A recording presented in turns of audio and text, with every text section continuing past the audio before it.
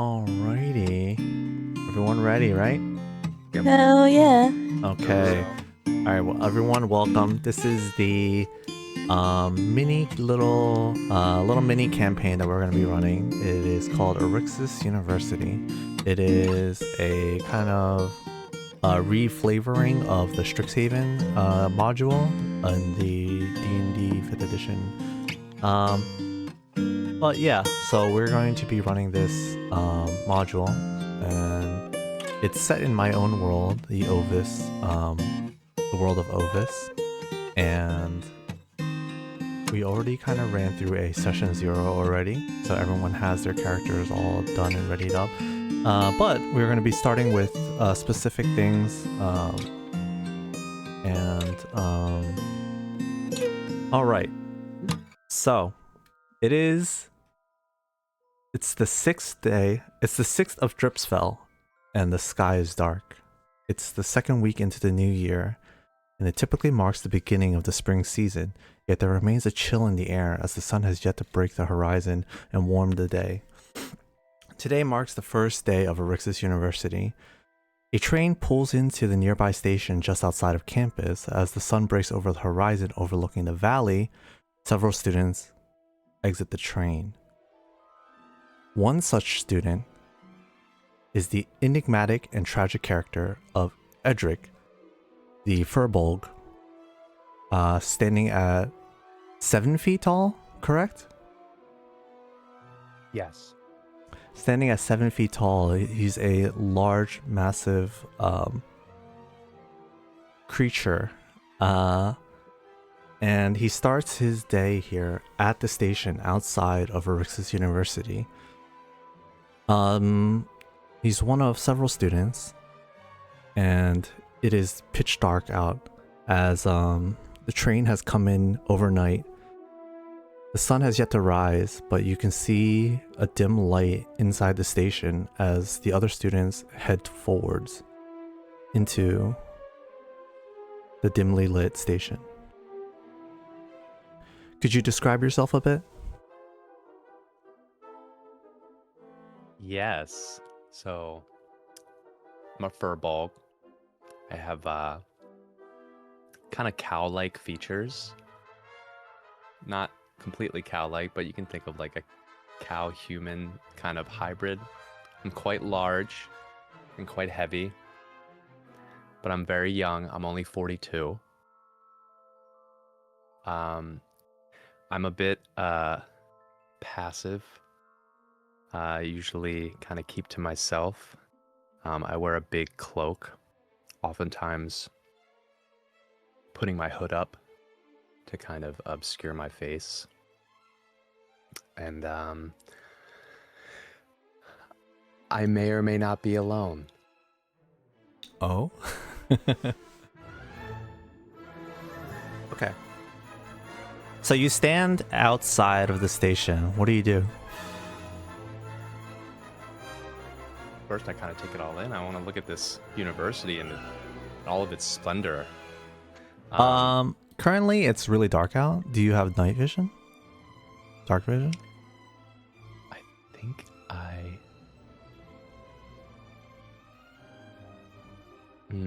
I don't. But does the university not have lights, like lanterns or anything? any lights in the windows or Like empty platform. Well, you're arriving. It's just is everybody darkness. asleep? You're arriving. There are some lights scattered throughout, but it's still pretty dark out. The sun is yet to rise, so it is quite dim out. There's a slight chill in the air, even though it is actually spring. You don't see too many lights because the day hasn't quite started for most students, and students are still sleeping. Some of the faculty are still sleeping. There are some lanterns and lights that kind of lead you towards the campus proper, but yeah. So yeah, I'm a little nervous. First day of school. Mm-hmm. That's how it always is. I look around to see if anyone is near me that might also have arrived and are heading in. Yeah, so you're a little bit like slow-footed, so you were kind of the last off on the train. Some of the other students that were kind of a bit more eager than you, less anxious than you, they had already hopped off and kind of like headed into the station building. This currently the only kind of source of light. There's a bit of light lanterns that are illuminating the station a bit, but or the platform, I mean, so that people can properly exit this train safely. Yeah, so I follow kind of slowly behind, kind of keeping a safe distance, but kind of like following their trail into the university. Okay, yeah. You follow some remnants of students that are kind of entering into the building.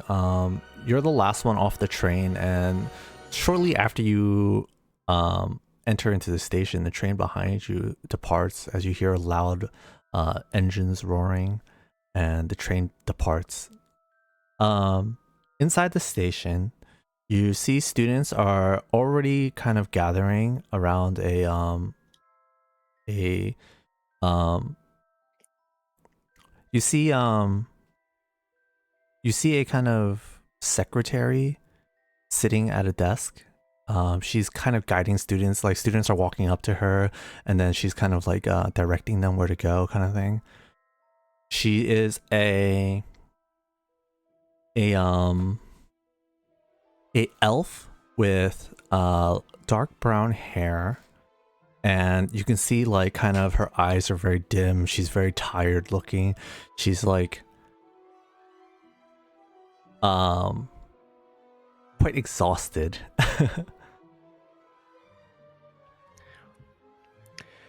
I'm gonna walk up to her desk. I'm gonna say, "Good evening. I'm new here. Over just there. wondering where I need to Just go." follow the other students. They're already getting on the trains or on the carriages. You need to hurry up.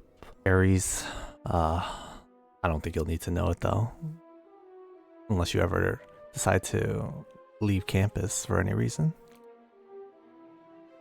Now why would I want to do that? And I kind of make that comment and then shuffle over to the direction she was kind of rudely pointing me towards. She lets out a deep sigh, and seeing as you're the last student to leave the station, she kind of like leans back in her chair and closes her eyes a bit and tries to get some rest. You see a couple of other students start to pack into these small little carriages that are taking the students into campus proper. You see there is a you see a couple of students around. There are some students that are wearing some yellow no, not yellow, some gray robes. And you know that this is the kind of the robes of the Arixes University. You don't have one yourself yet. And there are other students that don't have one yet, but a lot of the other students have some gray robes. You see some with orange robes. No, not orange. Shit.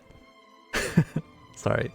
You see some students wearing gray robes as well as green robes and some black robes. And you see one older individual wearing a yellow robe, and he's kind of like directing the students into particular carriages. And he's like, okay, let's see. You don't have a robe. Are you new here? Yeah, and I was wondering where I could find me one of those fancy garments. You need to head to the administration office. You need to make sure you're registered. Have you registered yet? I doubt it. All right. Here, hop into this one. He says as he leads you into one of these carriages. You head over. You hop into the carriage. It's a rickety, wooden carriage, and they're being pulled along by colorful horses of different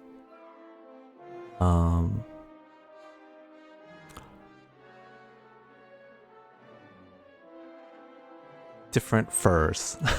Do horses have fur? They have Yes. mansion, yeah. Yeah. Hairs. Hairs. The rainbow horses. Well, there's like some different color horses. There's some white horses. There's some black horses. There are some green horses and red horses. They're taking the students off into like different directions. You imagine that. You know what? Roll me a history check.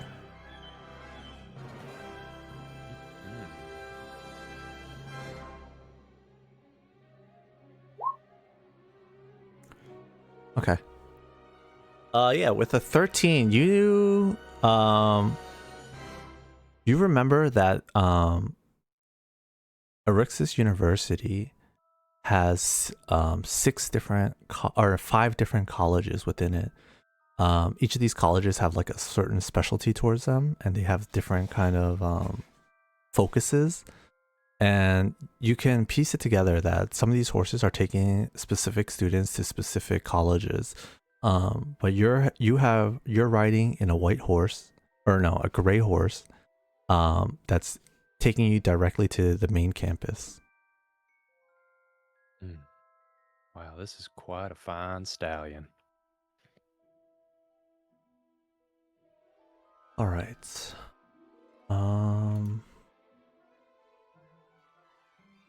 It's a short ride, roughly 10 to 15 minutes. The horse takes you into the campus proper.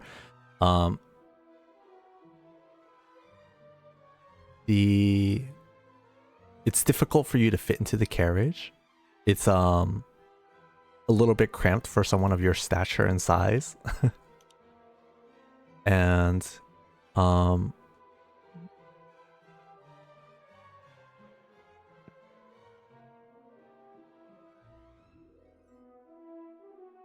How long am I in the how long am I in that for?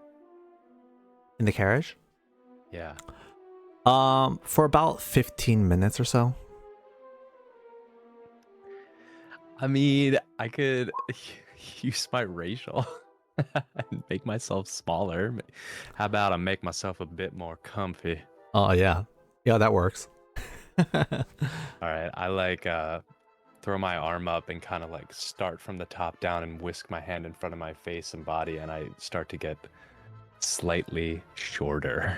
Do you go to a complete 3 feet shorter so you'll be 4 feet tall? Yeah, I make myself as tiny as possible. Yeah, before entering into the carriage, you kind of look at it and you're like, oh, that's going to be a tight fit. And you start to cast this magic across yourself. How does it look as you cast your Firbolg magic? So I pull my arm up and my long sleeve kind of falls down, and like kind of a circular white like wisp spins around me and goes down my whole body, and as it does that, I start to shrink to a 4 foot tall Firbolg. Perfect. When it goes from my head to my toes. So you look the same, but you just appear smaller? Is that how it looks? Yep. And it somehow affects my voice. My voice starts to get really high pitched. Nice. Okay, yeah. Yeah. Doing so makes you easily fit into the carriage. You hop into the carriage along with another student. They seem very excited.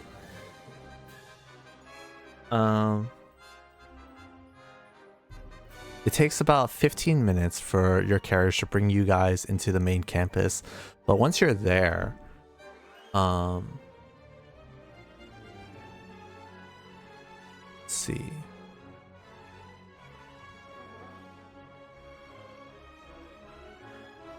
Once you're there on the main campus, you can kind of see a lot of different buildings. It's almost like a small little city. But there are a lot of greenery around. There's a lot of buildings. There's a lot of statues. and things seem very clean and nicely maintained. Things are quite different from what you're used to seeing. Wow, I'll say this place is mighty fine. I'll say it's mighty fine. A lot Yeah. of fancy views here. Let me see. I'm going to show you. Can you see this? Yes. Okay. Oh wow. So it takes you into the south of the entrance, basically, right before the Archway Commons. Do you see that? Yes. Okay.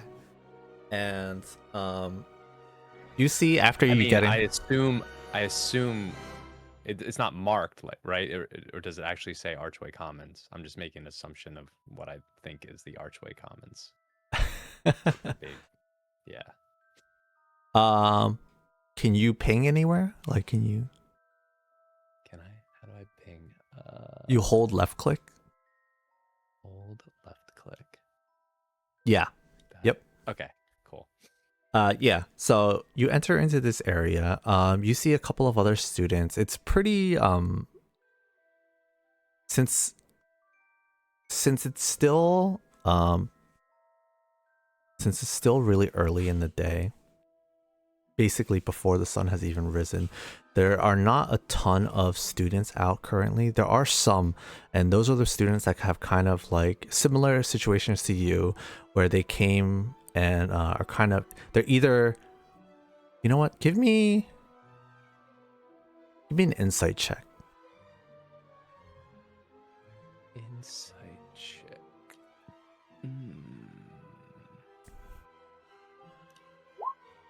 Okay, never mind. Yeah, so you see a couple of other students, but you just assume that they're just like you, just brand new students probably.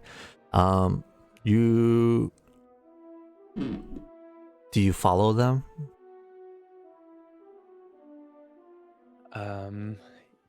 Yeah, I say I do. I try to walk, the same path they are, in hopes that it'll lead me where I need to go, because I'm a little lost.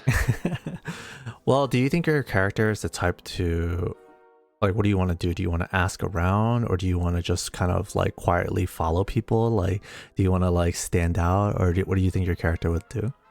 I think in this situation, I would probably attempt to talk to one of them and see if they're a student like me, and find out more info about where the heck I'm supposed to go. So I could say I kind of try to get one of their attention. All right, before that, then give me a perception roll then. Perception roll.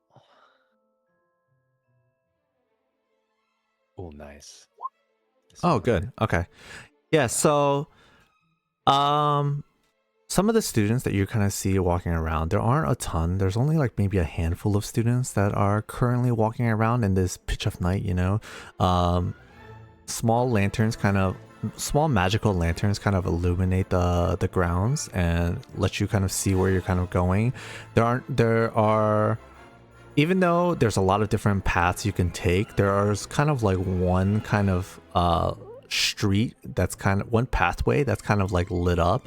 You do notice that not all of the students are similar to you guys, or to you. There are some students that I mentioned earlier that are kind of wearing robes. Some are wearing gray robes, and like some are wearing no robes, just like you. You can kind of surmise that the people that are not wearing robes are maybe in the similar boat to you. Okay. So I want to try to get someone's attention who is not wearing a robe. Okay. So I yell over and say, "Howdy, fella. Excuse me." You walk over and you flag down one of the other students. He is a human with dark skin and black hair. he gets startled by you. Or after you're calling to him, he kind of like looks around and he can't see anyone. He's like, huh? What? Who said that? Oh, he looks down. He looks down and he sees you. Oh, what's up? Yeah, I was just. Whoa. I want to say my spell starts to wear off.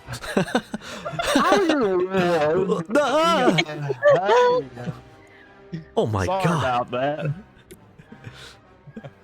I was just wondering where we need to go around here. I'm new. It looks like you might be too. Oh yeah, I'm heading to registration. Have you registered yet?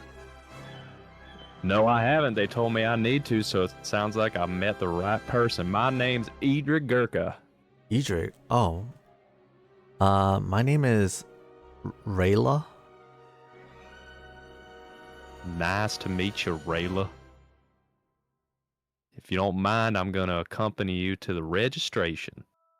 I'm assuming you're not part of any particular college then, or are you just in general studies? I've got general studies and some other studies that kind of piqued my interest, but I haven't directly registered for any classes yet. Oh, all right. Do I need to go somewhere different for specific studies? Well, no, I assumed so since you're on the main campus, but yeah, if you were part of any particular studies, then you would go to that college, but I'll tell you what, I have no idea at this time. He smiles and he's like, all right, well, let's go then. Yeah, I need to register too. You guys walk forward and into this kind of building off into the side here. The registration building is over here. You see where I pinged? Yep. Okay. Yeah, you walk over towards the registration building, and Rayla starts chatting you up and asking you about where you're from. He's like, "Oh, are you from around here? Where did you grow up? What are you studying?" No, I grew up in a small village, a simple life, way outside of this area. It's a furball village. I don't know if you noticed. I'm a furball. But yeah, I'm coming here to study general studies, maybe a little bit of that psionic studies, learn about the planar worlds and what makes some of that stuff tick. He's like, yeah, okay. Sounds like you really know what you're going after. You could just say you don't know. I don't quite know yet. I'm just spitballing for now. I'm gonna see what they offer and kind of go from there. I'm sorry. I was just trying to impress you. He says, you see him laughing a bit. He's charmed by your your naivety, I guess. Just sounds like Forrest Gump to me. Genius. Southern hospitality. You walk into the registration, and there are a couple of professors in yellow robes.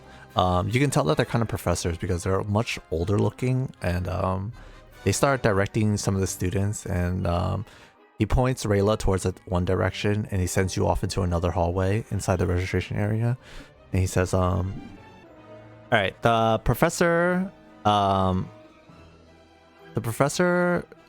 starts to like filter away some of the students. He sends Rayla down some other hallway for a different registration, and he sees you and sends you towards a different particular hallway. You reach this area, he sends you towards a registration area, and inside the registration area you can already see some other students here. There are 2 students already here, and they're kind of sitting there waiting. You go and walk up to the counter. Well, let me leave this up to you. What do you want to do? I think I'll walk up to the counter. Okay, I didn't know if you wanted to talk to the students first or not. No. Okay.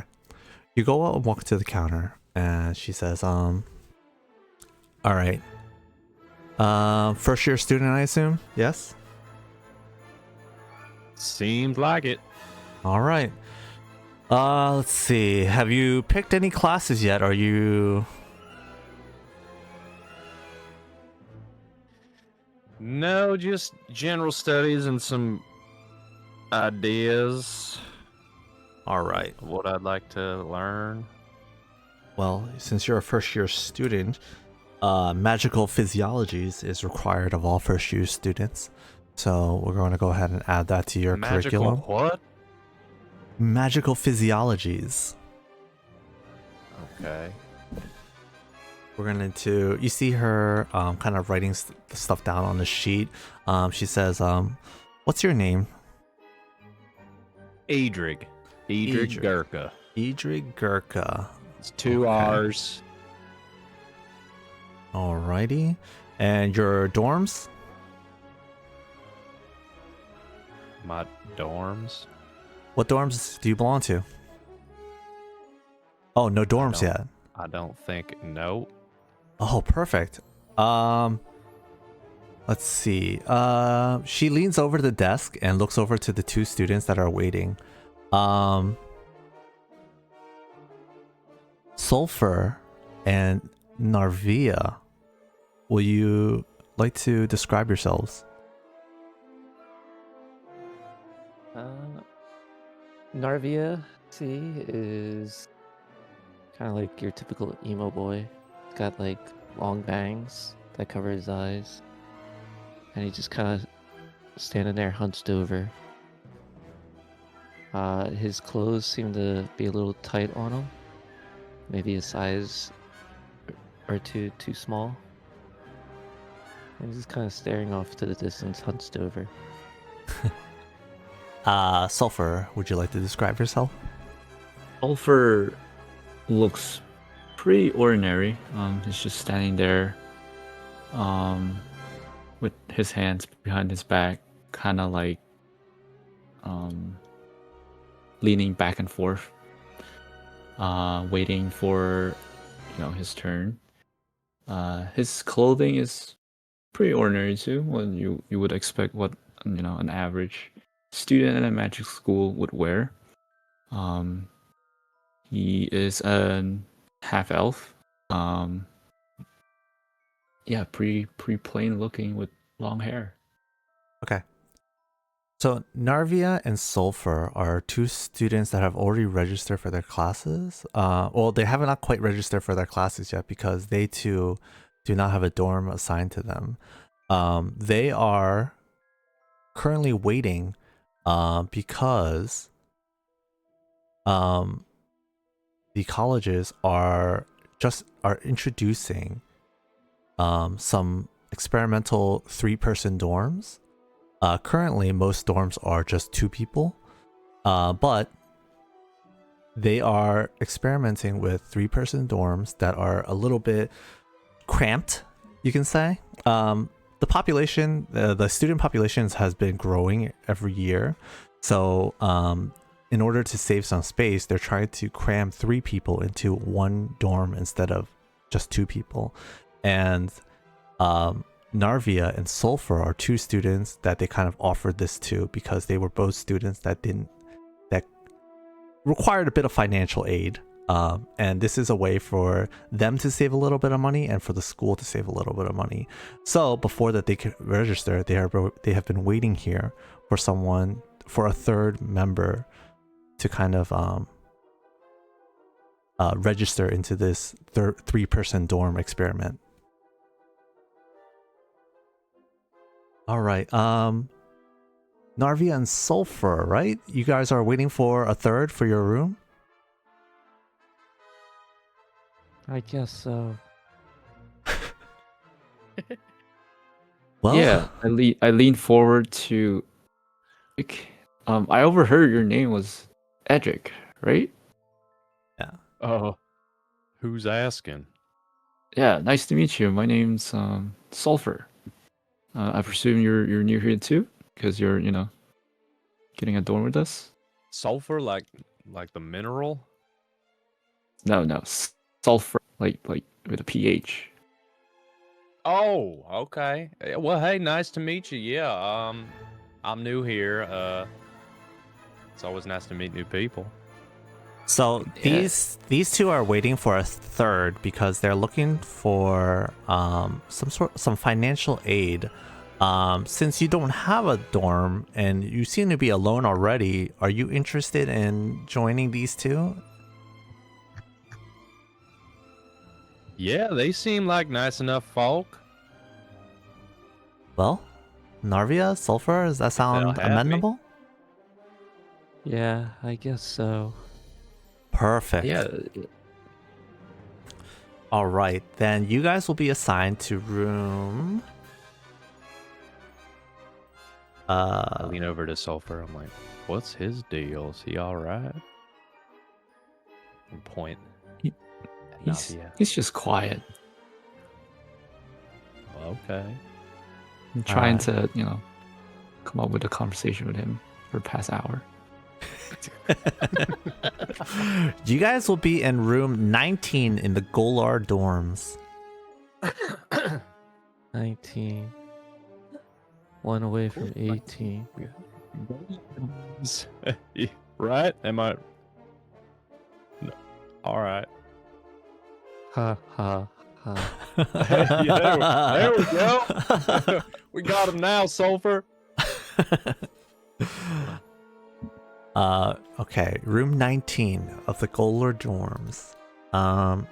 Okay, well, I guess we can continue with your registration. You need 3 more courses, and you're saying that you're fine with anything?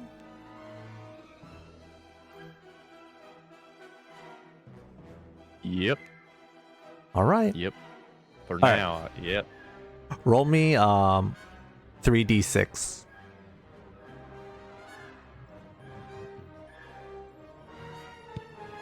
I guess roll me 1d6. Okay. Oh, perfect. Too late. All right. She says, all right, let me see. Eeny, meeny, miny, mo. Okay. Oh, this sounds great. Arcanobotany, huh? For beginners, even. Perfect. Okay. Sounds interesting. We have, catch a tiger by the. Okay. History of magic and art. I can appreciate some art. And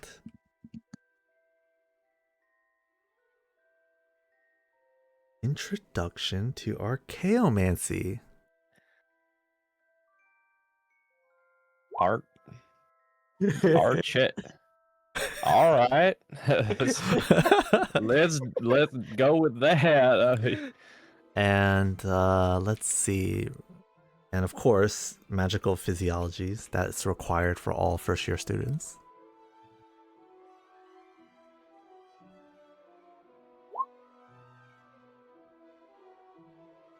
Okay. And here we go. Registered.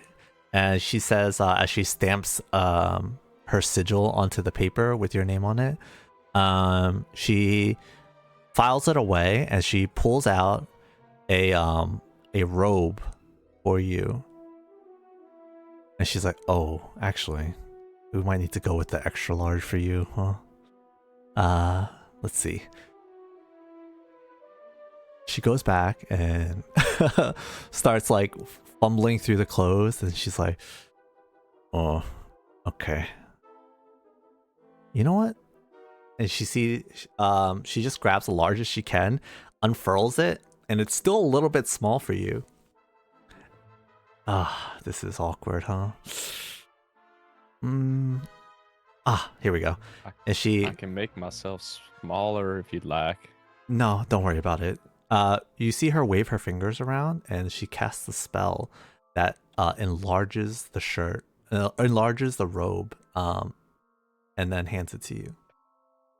Hooey, this fits perfect. There we go. All right, Narvia, are you ready? Yeah, I guess so. All right. So Narvia, she says as she pulls out, she goes through her papers since she already started writing.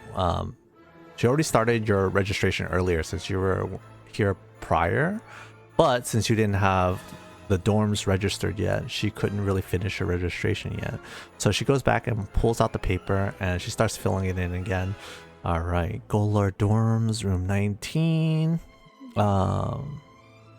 Let's see here. Did you have any particular courses you were looking for? Any of the courses dealing with time? Time. Well. Yeah, time manipulation and component energy. Well, that's probably a third or fourth year kind of thing. I don't know if there's any. I think I could handle it. Well, maybe we'll get there when we get there. She just starts like closing her eyes and randomly pointing to class. She's like, Fickle of time. It keeps slipping. roll me 3d6. Damn. All right, roll me one more. Roll me one more. My God. All right, roll me a 1d4. Okay. It's one or the other. So, Listen, time magic. That's all I'm here for. all right. So, oh, look at this. Arcanobotany for beginners. Perfect. And let's see. I guess soil's important. We all end up in it.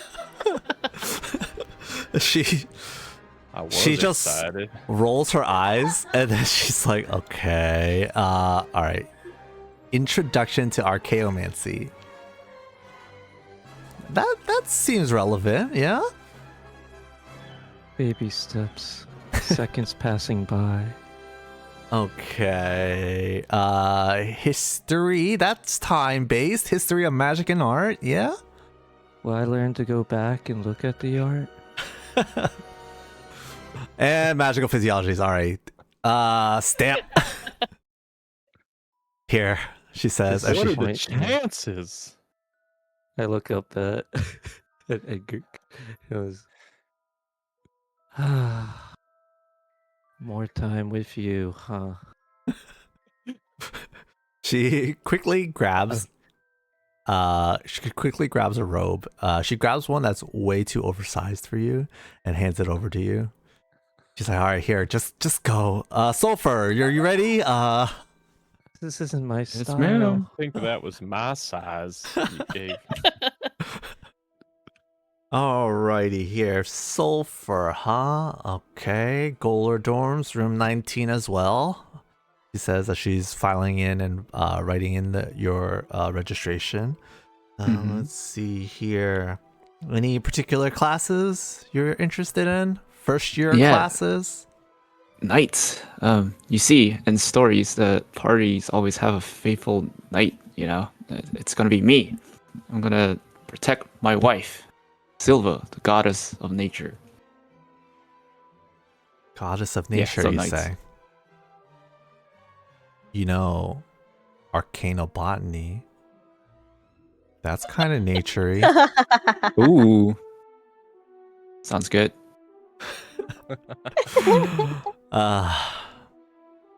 She just sighs and she's like, you know what? She pulls out she pulls out a dice and she starts rolling. Roll me 3d6.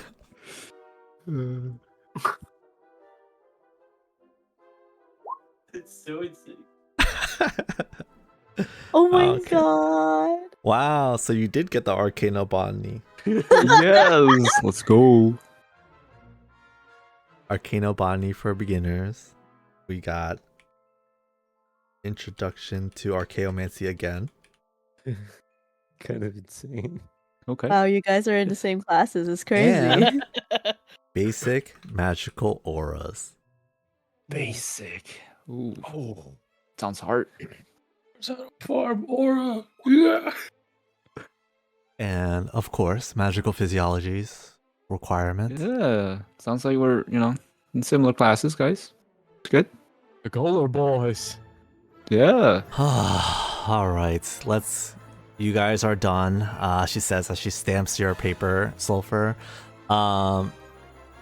She grabs one that is way too tight for you and just hands you a robe. All right, guys, just get out of here, please. You guys are such a nightmare. Wait. This looks kind of small on me. Do you want to trade? Yeah. There you go. Yeah, I like large. Yeah, kind of baggy. Here you go. I just like nod. That Once works. you're walking away, I'm like, Bye. What a Nice. nice lady. Yeah, registration lady. This is nice. Great person. She I like was her. Great. Lost Like ladder. everyone else, just leads you to disappointment. Sure, Uh, buddy. All right, three of you, what do you guys want to do now? So as you are finishing up with the registration, it took a bit of time to go through everything and make sure that you guys were properly registered. She was doing everything by pen and paper essentially, so it didn't go by super quickly. She had to manually write things down. There was a bit of pausing as she had to kind of go and grab things occasionally, right? Even though we kind of sped through it, like in game wise, it probably took like an hour to register all three of you guys. What can we do? Yeah, is it like late at night?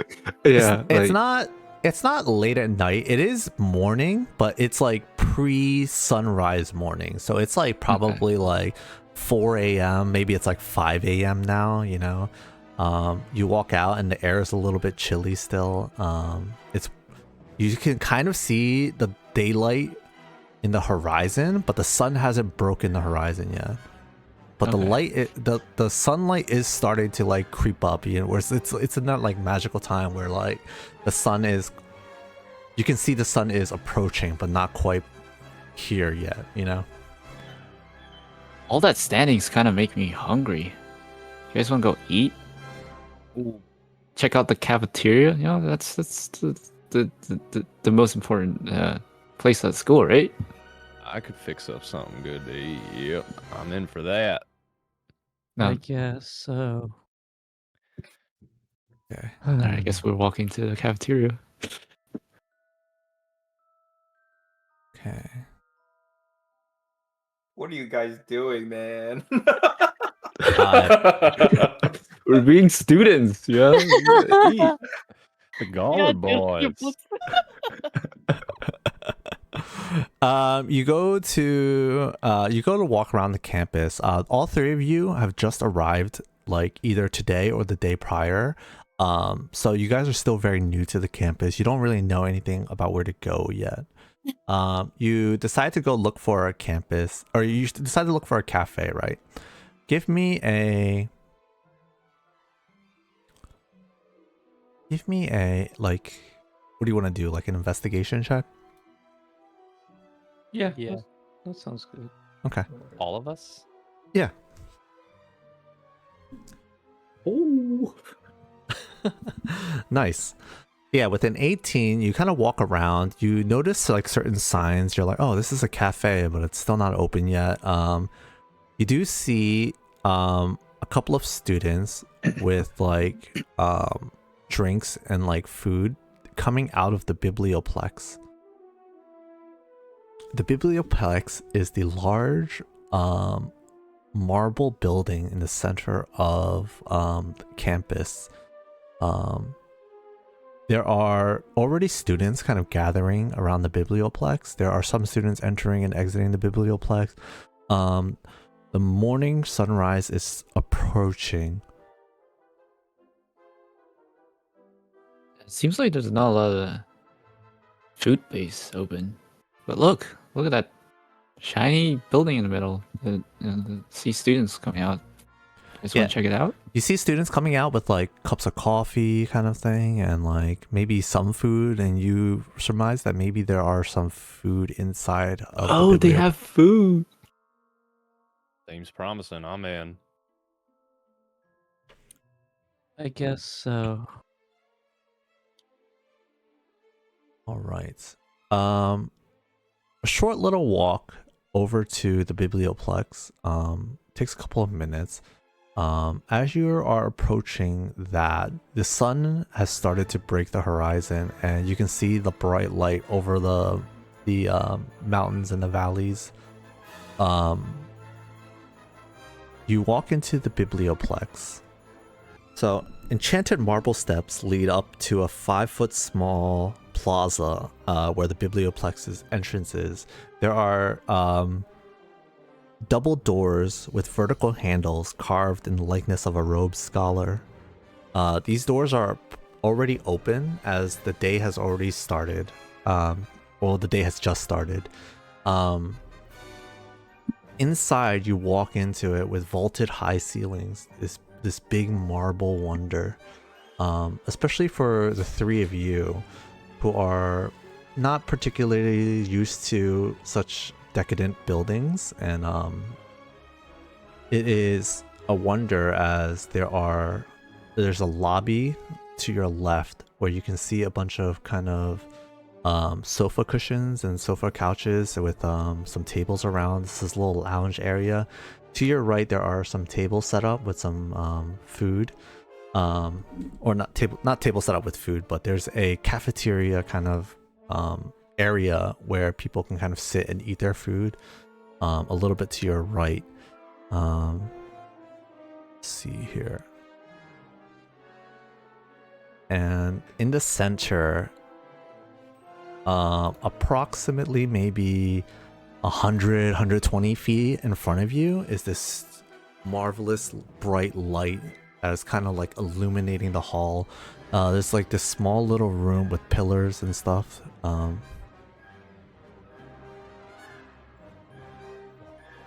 Just taking it all in. Wow, now ain't that a sight?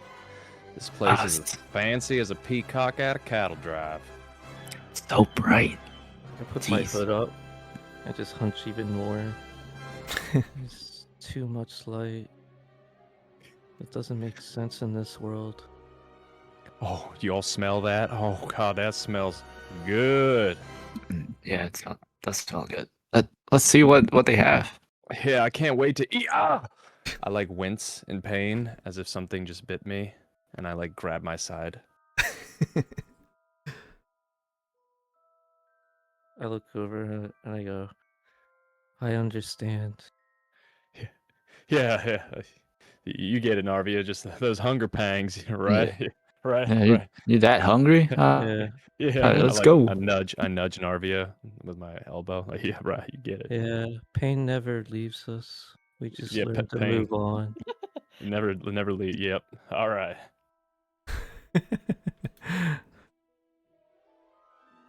Okay. Can I make an insight check on that? Absolutely. Oh. And then the sulfur just truly believes that he's just hungry. All right, Edhrig, do you want to give me a deception roll? Sure. Oh my god. Oh, so close. All right, Narvia, you can tell that he is lying, obviously, to you.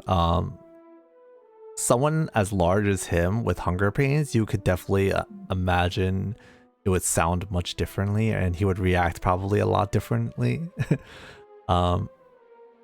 He's lying to you. You can do with I that move on. information as yep. I don't say anything. Okay, so you guys are heading to the cafe or what? Yes, sir. All right. Let's grub down, boys. Goller boys. I'm gonna gobble it up. You walk into the cafe, which is directly to your right-ish. As you walk into these giant double doors into this large biblioplex. To your left are luxurious couches that are for lounging, and then to your right there are approximately 9 or 10 tables set up for like for eating. This is like the cafe area, but against the wall, through some doors, is the cafeteria. It's the Biblioplex Cafe. You walk into the cafe and there's a mural along the side of the wall with living tree roots, which move occasionally and make the entire place feel like it's alive. The ceiling is covered in painted leaves, which change colors depending on the season. Thanks. And there are approximately 3 or 4 students like already inside the cafe. They're waiting for their orders and drinks. And you see a gnome behind the counter. She's working alone, and she is charmingly perky as she's kind of like smiling and like dancing to like this tune in her head. Almost ready. Oh, are you guys new?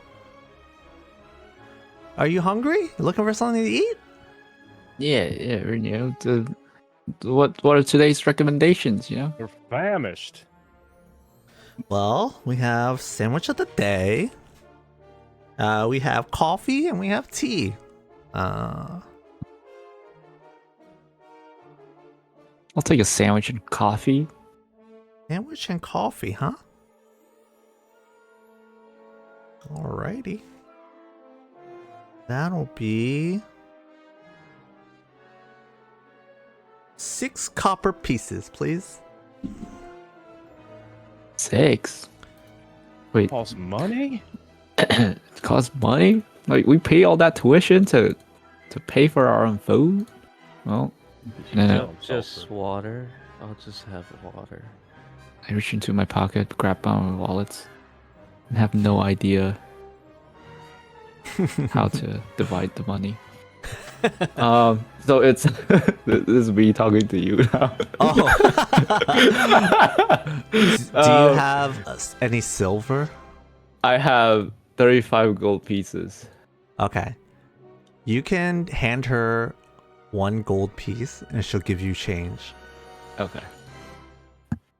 Now Alright. Sulphur's gonna hand her a gold piece. All right. She hands you back 9 silver pieces. Okay. And how much did I say? 7? Did I say 6? Forgot. It's at 6, I You think. said 6. 6. Okay. She hands you back 9 silver pieces and 4 copper pieces. Cool. Okay. All right. I Yep. have a quick question. Uh Is there a meal plan at this university? And huh. would it be included in the tuition? There could be, yeah. We can work with that. Yeah. I have 0 money on me. Everything getting here and on the tuition. Okay. So Yeah. I'm only eating on the meal plan. Well, Yeah. you should ask. You know, maybe either Sulphur or Edhrig will pay for your food. Oh my Or- god. And he'll be disappointed. Just like Exactly. Anything for you, sweetheart? She says as she talks to Edgar. Or sorry, Narvia. Edhrig.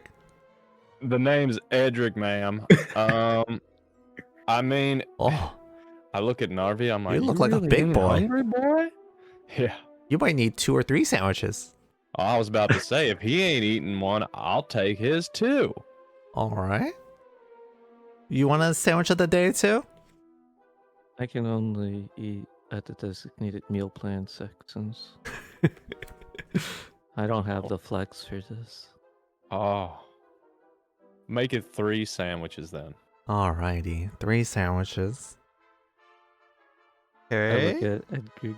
And would you like a coffee or a tea too, or? Just No, water.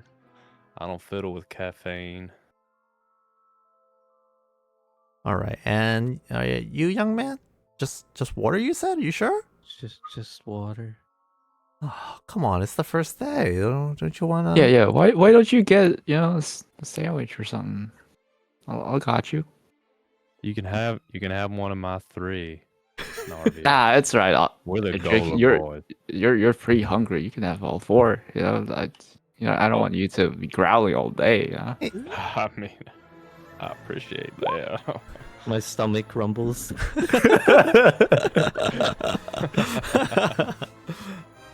All right. Okay, if you insist.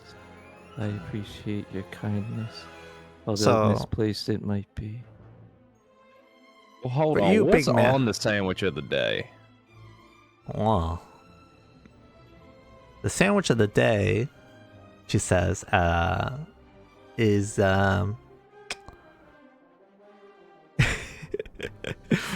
Mystery meat. I was gonna surprise you, but she says it's great. It's frog legs on toast, crunchy frog legs. I deep fry it myself. Okay.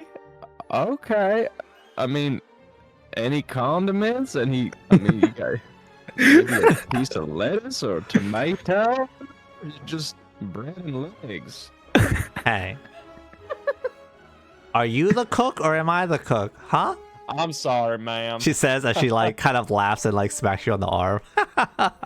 Just trust, it's good.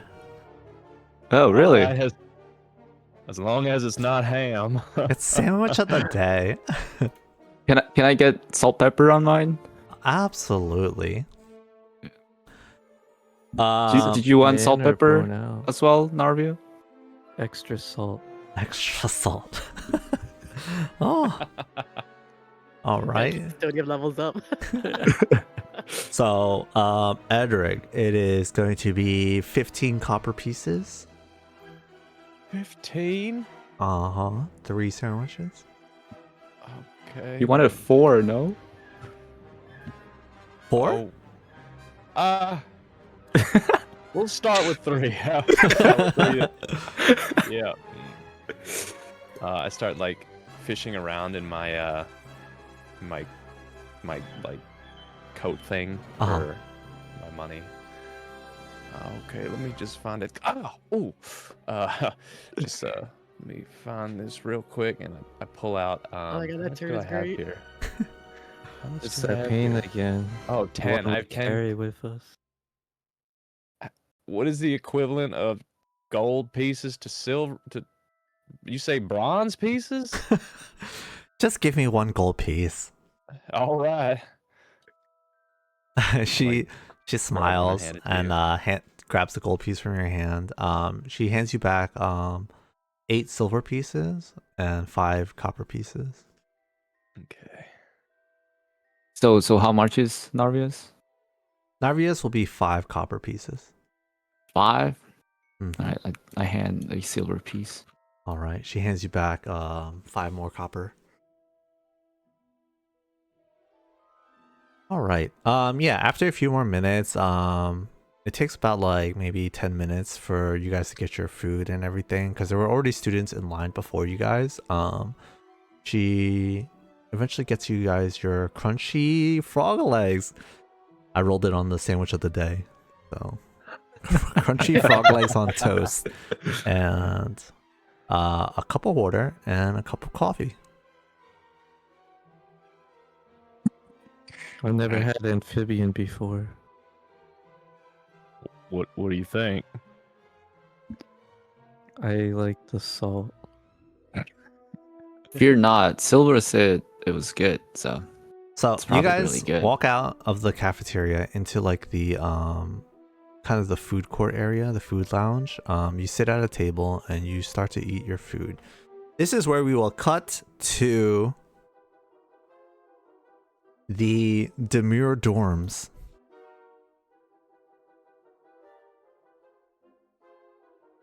In room Demure. So demure. What's Demure. Why does it sound like manure? demure demure. dorms. In room number It's 8. dainty. So modest, so demure. Sorry. In room 13 of the demure dorms, morning breaks through the sun, the morning sun breaks through the windowsill and peers into the room. Inside this room, there is 2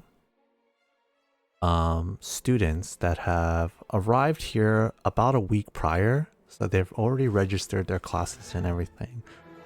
These 2 students are friends that have known each other for a long time already. Thork and Wauble, would you like to introduce yourselves? Wobbly, To each wobbly. other? No. To the party. Yeah. What I want to know what your character. I want you to describe what your characters look like and a little bit about your characters, maybe if you want to. Then I'm going to ask you guys what your dorm looks like. Okay. Kind of like a darkish, or I guess a more paler skin, like orc that's like 6 feet tall. Kind of always has like a poker face to him, and like a little tiny notebook that he always scribbles in. Okay. And Wauble. Wauble is a small for his size lizard folk. He's pretty dark. Like his scales are black, with pretty yellow eyes. And he doesn't wear clothes outside of the shoes he stole, and his tool belt, and the cloak he was given. Them Tims. Timberlands. It's the first day. Why of does his tail have one? Yeah. What does your dorm look like? What does your dorm room look like? My side of the dorm Uh-huh. is pretty bare minimum, like very little decoration.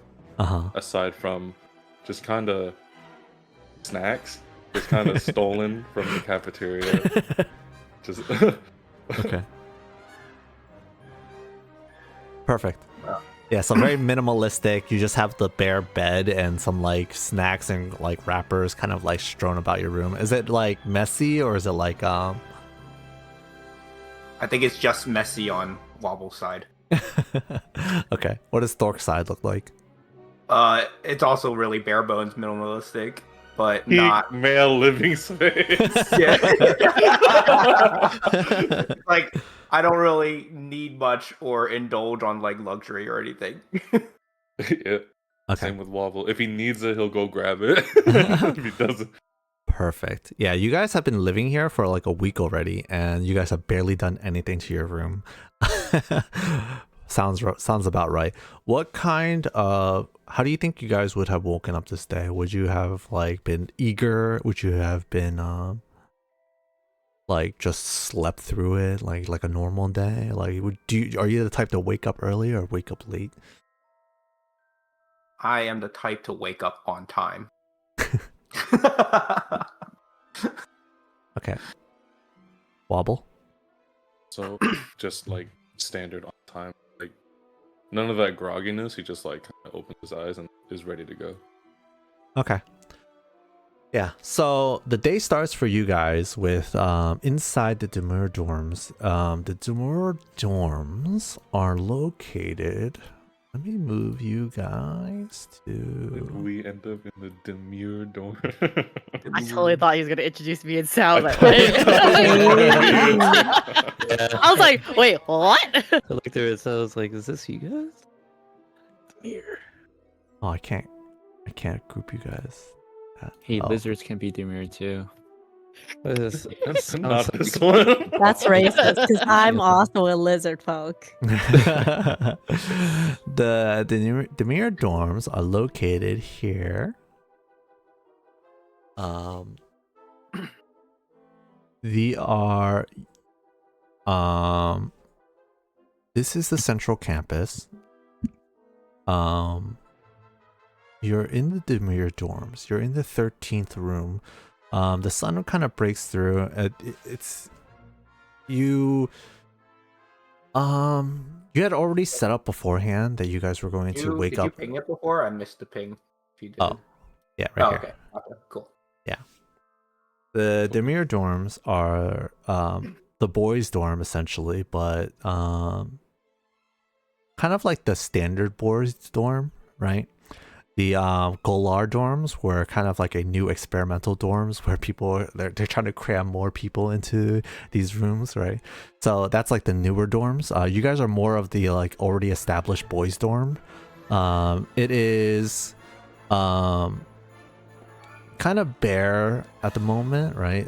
Some of the students have already been waking up. You guys wake up on time, whatever on time means for you guys. I don't know if you had like a pre-established time that you were trying to wake up, or if you're just like, oh, when the sun rises, that's when I'm getting up, kind of thing. I think it's like I adhere to like whatever schedule is kind of preset. So if there's like nothing planned, it's just always a certain time. Okay. So the only thing that you have on your particular schedule is the orientation, and orientation is on the first day. You were kind of given instructions to show up at the biblioplex once the day starts, and I guess to you that meant when the sun rises. So as the sun kind of like peeks into your dormitory room, you guys just wake up, and yeah, what do you guys do?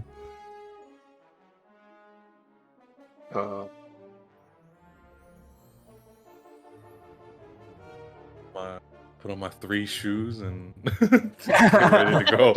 We just kind of look at each other and nod. Like, Okay. Yeah. You guys get up and you guys get dressed, I assume, and you guys are ready and prepared. You walk out of the dorms and you walk out of your dorm room and into the dormitories, where there are already several students that are kind of getting up already. Some students are still sleeping. The instructions that you were given were that you must complete the orientation by the end of the day, but they didn't specifically give a time necessarily. So some of the students are planning on doing it later in the day. Some are wanted to get it over and done with right at the start of the day. You guys get up and get ready. Do you guys head out into... Do you guys just head straight to the orientation then? Or do you guys think you want to do something... How would your characters kind of progress through the day? I think I would try to get it done the start of the day. Mm-hmm. And Wauble is just following along. yeah. Perfect. Okay. I'm gonna while we walk Wauble. there, I'm just gonna look at Wauble for a brief sec and just scribble something in my notebook. He's gonna stare back at you. Yeah. How tall is Wauble? He's 5'4", including tail, so not that big. Okay. Yeah, you walk out of the dorms. Do you follow the other students, or you've already been here for a week, or do you just know the way yourselves? I think we would know the way ourselves. Mhm. Like knowing my character, at least First day, I would just try to get the lay of the land. Mm-hmm. Okay. Yeah. Do you guys all right. So you exit out of the dorms and you head over to the biblioplex. Students are already kind of congregating around the biblioplex. Some are already entered. Most students are wearing, most if not all students are wearing like the gray robe. The gray robe, you probably know this already since you've been here for a bit, but why don't you give me a history check?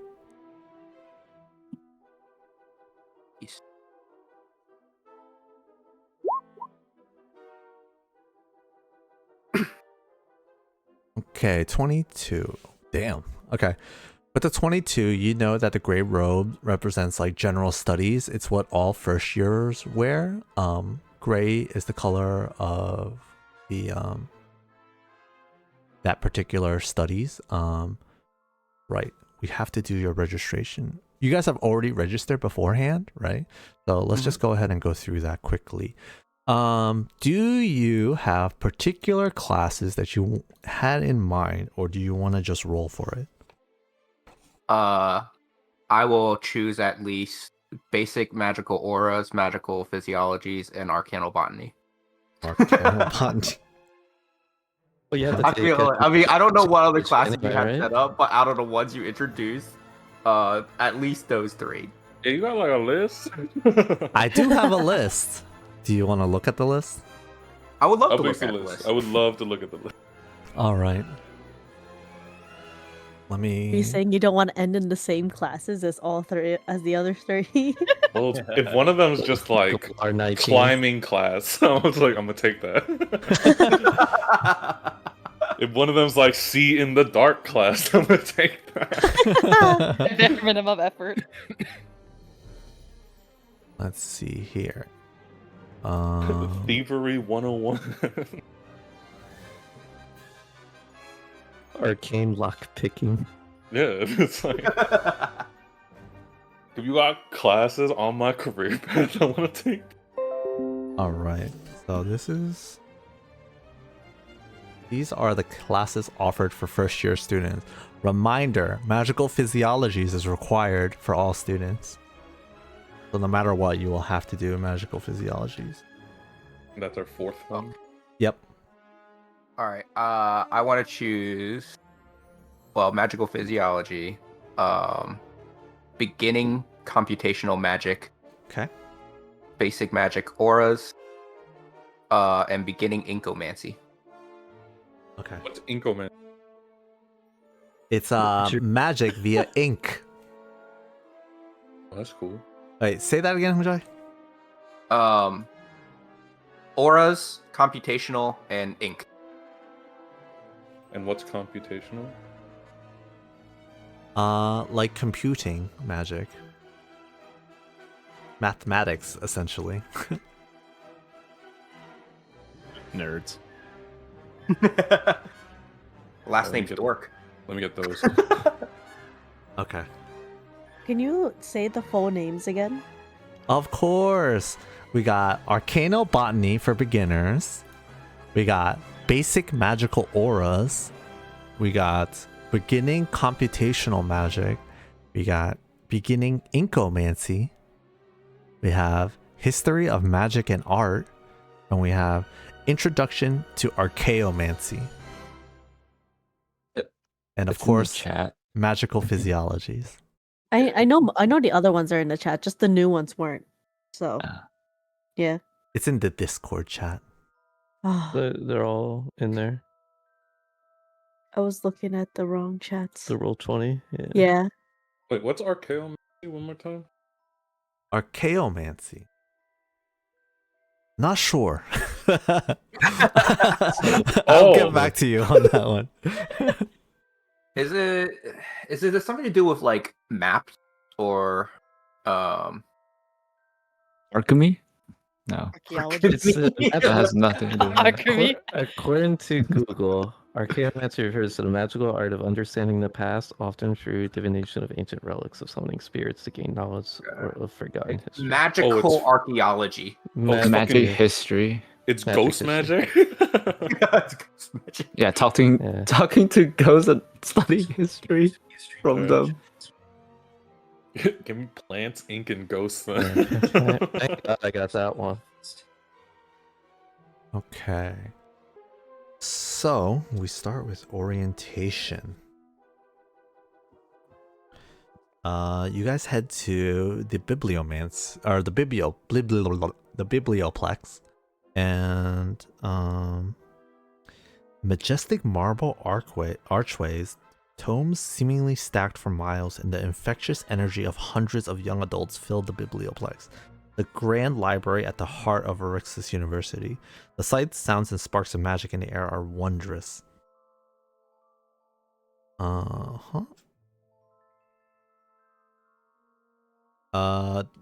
Your orientation letter says, or your orientation instructions say to report to the Biblioplex's Hall of Oracles to receive instructions on the new student orientation. The hall sits at the center of the Biblioplex's first floor, and you can already see students gathering there. As you walk into the Biblioplex, so you see that there are already students kind of gathering. More and more students are kind of entering as the day is progressing. Students that are kind of like trying to get a jump on the other students and like trying to get their orientation done beforehand. You know, the more studious people are kind of getting it done early. And you see some students that are kind of lounging around, some that are in the lounge area on the left, and others that are kind of like sitting and eating. You see 3 individuals here eating what looks to be like a frog legs on toast. All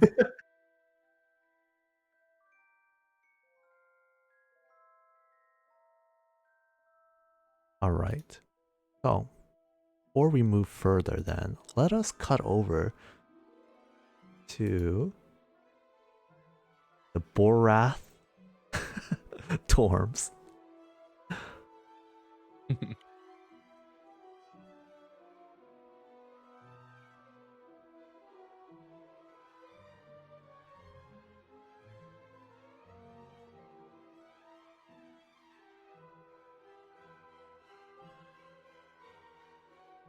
Okay.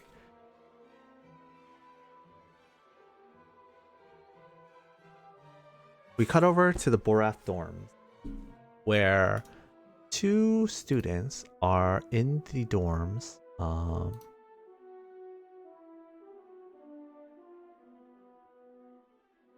Damn it. I can't put some people on one and others on the other. That's so weird. Wauble's just there chilling. As he does. Wobbling. I had to show where house was. Oh, I can split you up. What the hell?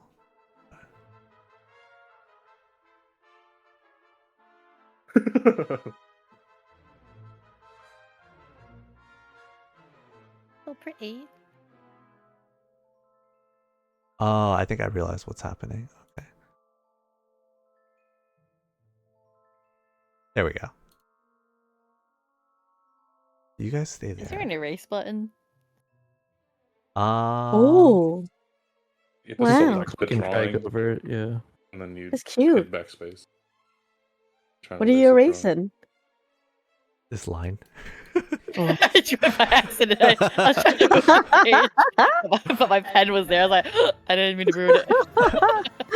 I was like, oh, where's my erase button? The Borath dorms are the girls' dorm. They are located in this building over here. Damn, it's not by floors. It's by whole dorms. Yeah, the different buildings. Why didn't we get to more? Because it's what I chose. Boraths. I was gonna actually call it Boras, but then I call it Borath. More ass. Boar Borath. ass. We got the boar ass. Yes. So That's what we actually call it. room 8 of the Borath Storm. 2 students are soundly sleeping. They are. Would you like to introduce yourselves? Sholussh and Sorynthia. Yeah. So Sholussh is sleeping soundly in bed. Haven't moved. Kind of can be a heavy sleeper. She is a pureblood Yuan-Ti, who is a yellowish green tone skin, very human-like, except that she does have some reptilian features when it comes to the facial structures and all of that. And she is still asleep. Yep. Sorynthia, would you like to describe yourself? All right, Sorynthia is a noble, noble dragonborn. She's pretty pale. She has like human-like facial features, but she does have like dragon-like ears and like horns protruding from her hair. Has white hair. She does have like really long fingers that kind of have like claws coming out. Like is covered in like her body is like in like different areas is like covered in like shimmery scales.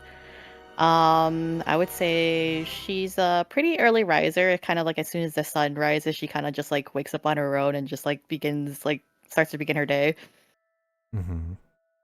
So normally that is her typical modus operandum, but as today is the first day of school, the night prior you were really racked with anxiety and anxiousness. You were really nervous. You're like, oh, I can't wait. You know how like you're so excited for something to start, you kind of like Yep. you can't sleep.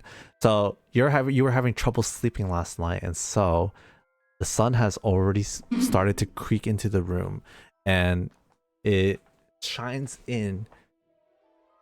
It is now like probably it is probably like 1 to 2 hours past the normal time that Sorynthia would normally wake up, but the sun kind of peeks into the room past your curtains. Before that, how does your dorm look? Oh,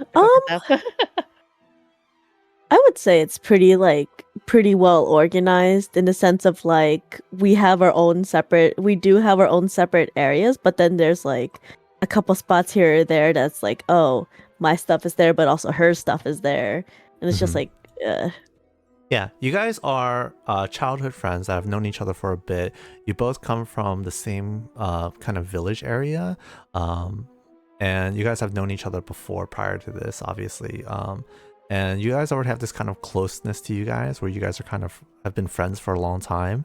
So you are used to kind of like the way each other's mannerisms are, where you like maybe sometimes you leave your stuff over on her side or whatever. It's not really a his and her side. It's not really a hers and her side. It's like a little bit of mix of both. You know, you do have your own separate living areas, but it's a bit of both, right? Mm-hmm. Okay. Any kind of particular bookshelves full of like all the bookshelves are completely filled out. There's like no space or gaps for any books. Yes. We'll have like a little sitting area where like we literally have like instead of a table, it's just a pile of like really thick, heavy books like stacked up. It's like I ran out of shelf space, so it's like we're turning into furniture now. And classes haven't started yet. Yep. Yeah, you guys have rooms full of books. Your room is full of books, and you have shelves, and you have books that are like, you have shelves that are full of books, and then more books on top of that. You guys are very studious, and you love reading, whether it's like whether it's for pleasure or for for actual studies. Any kind of particular personal effects or belongings that you guys have that are more personal to you guys, like?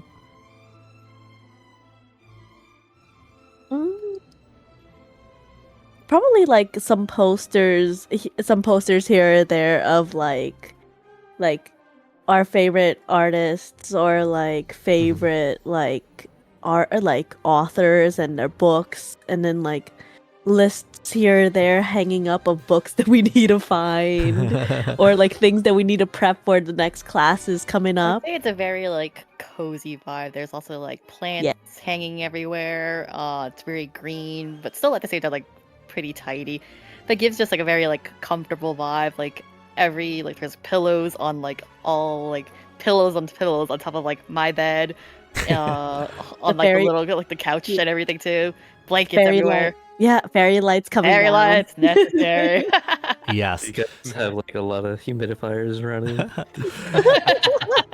Yeah, you guys have been here for probably a month already. Pretty much as soon as you guys got your acceptance letter, you guys were so ready to leave your houses and like you were like, oh, I'm moving in right away. So you guys have been here for a month already. You guys have kind of made yourselves very comfortable and at home, you know, unlike the boys and, like, that have being kind from, of like pure bloodlines. Like we're a little on the baller side, so like Yeah, alright, exactly. we have nicer digs. Like, it's a very Yeah. very spacious bedrooms and like Exactly. a living area, a kitchen. Yes. Basically an apartment. Yeah, exactly. You guys are a bit more well off. You guys come from a noble family, essentially, right? You guys have a lot more Yes.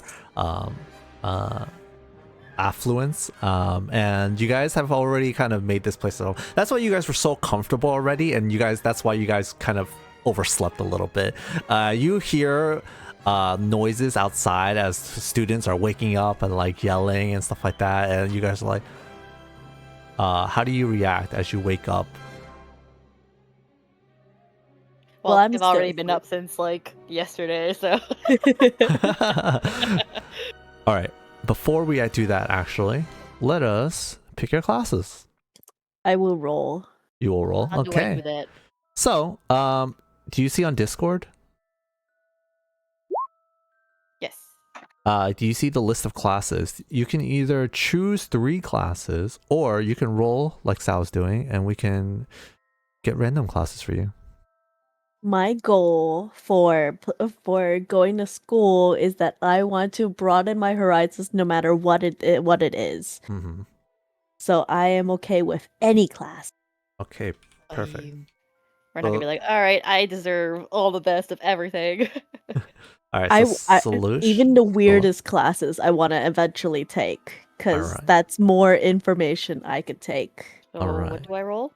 Sholussh, you have beginning computational magic.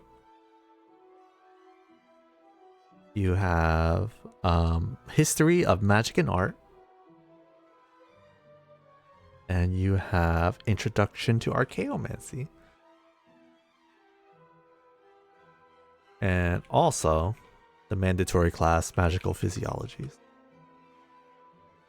All right. So, Sunny, in the chat, in the D20, the Roll20 chat, you want to type /R space 3d6.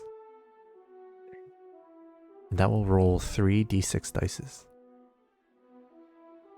Whoa, low balling. This is what I get for not sleeping. All right. Roll me 1d4. Do I do the same thing? Yeah, /R and then 1d4. Okay. So we have Sorynthia, you have Arcanobotany Plants. for beginners. You have You share classes with Wauble, all of them.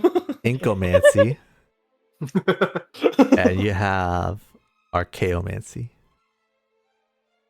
Does everyone have Is there a archaeomancy? note-taking thing, or I don't I have do not. Oh, I do have You archaeomancy. have it. You're right. And you have magical physiologies. Wauble doesn't have archaeomancy, right? I do. Oh, you do. Okay. Sunny asked if you guys, what do you guys use to take notes?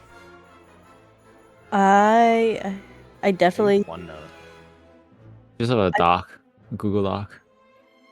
I'm Yeah, using the same Google Doc I have my character stuff in right now. Yeah, same. I don't take many notes. I actually just I start putting random shit in the bio section of my character sheet. I am Sounds using probably the best. physical. I'm using physical currently. Like pen and paper. Yeah. If I remember to write something Hell, down on pen a and Google paper. sheet. We like the we do idea of have writing D&D physical. character books. Yeah. We do. They're like letterbound, nice, but Time That's to not get what into I'm a using book. right now. Yeah. So Oh for yeah, now. I did use the virtual book that you gave us in the other campaign. Oh, you did? You want me to use those? You want me to set those up for you guys too? I thought you guys. Everyone, I figured you guys switched to the Google Doc to take notes. So I was like, oh, you guys don't need that Yeah. anymore then. Whatever's fine. What's nice about the electronic is that you could rearrange your notes. Uh-huh. But like I'm doing pen and paper because I found a notebook that I should honestly be using rather than not. If you guys have an iPad and the iPad pen, you can Oh use shit, the you're right. iPad too. That's pretty nice. I just can't really take notes well, because otherwise I just can't pay attention if I take notes. It's one or the other for me. Understandable. You don't have to take notes. Yeah.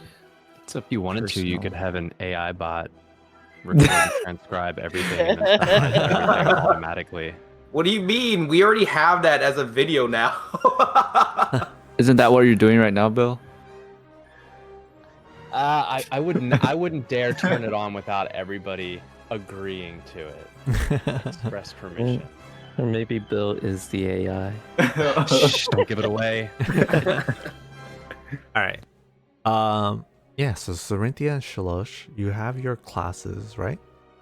Yes. You have your schedule all kind of like planned out. You woke up slightly late as you kind of overslept. And your day has started. The day has started, and students are already kind of outside of your dorm rooms and like kind of gathering and getting ready for everything. What do you guys do? I guess I get woken up by by Soren. Yeah, so I pretty much like, all right, lights rimming up, like, there's no point. Sleep has not come to me. I wake up like, that feeling where you're like, your like body is so stressed from not sleeping. There's like you're having like heart palpitations. I'm like contemplating, it's like, do I even bother making myself coffee, or am I just gonna like pass out later on in the day? I'm like so nervous about the first day of school, being away from my parents.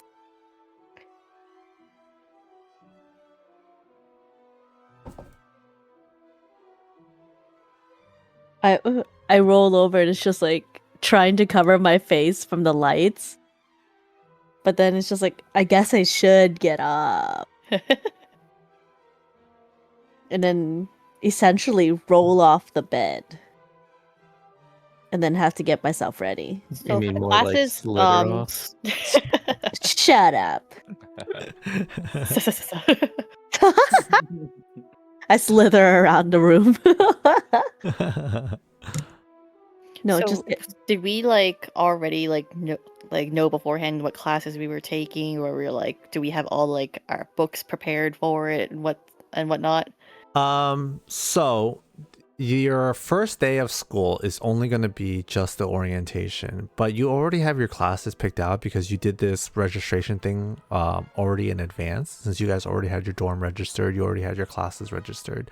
You basically did what the other three did today, but like way in advance. Yeah, like a month ago, right? So you guys have already kind of settled in a bit. You could have already bought your books. Yeah, we'll say that you guys are. We'll say that you guys were here so in advance, and you were so ready and prepared already that you guys purchased your books like the moment after you had already picked your classes, right? Nice, we nerdy. Yeah. yeah, hell yeah. Do I have a bag of holding to hold all my stuff? No. Dang. No, we like I definitely packed everything the night before so I could just roll out of bed, physically get myself ready, and then head out. Okay. That's basically what do. We just like start our morning routine, kind of like brush our teeth, get dressed, brush our hair. Yes. Yeah. Do you have a 100 morning routine? brushes. 100 brushes. Okay. Yeah, you guys have your morning routine, and you kind of go through that typical stuff. You're not in like any particular rush, even though you are studious students and you enjoy school and you're so eager to start. But you also know that today's just orientation day. There's no real reason to like rush through everything. But you guys do so, and you guys head out.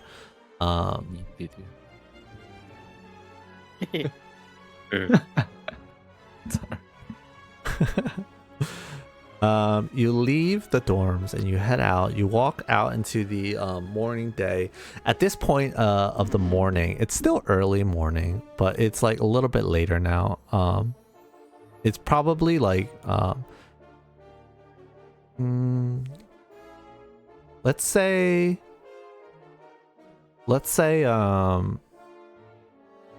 Edhrig and Narvia and Sulphar, they were here since like 4 a.m., right?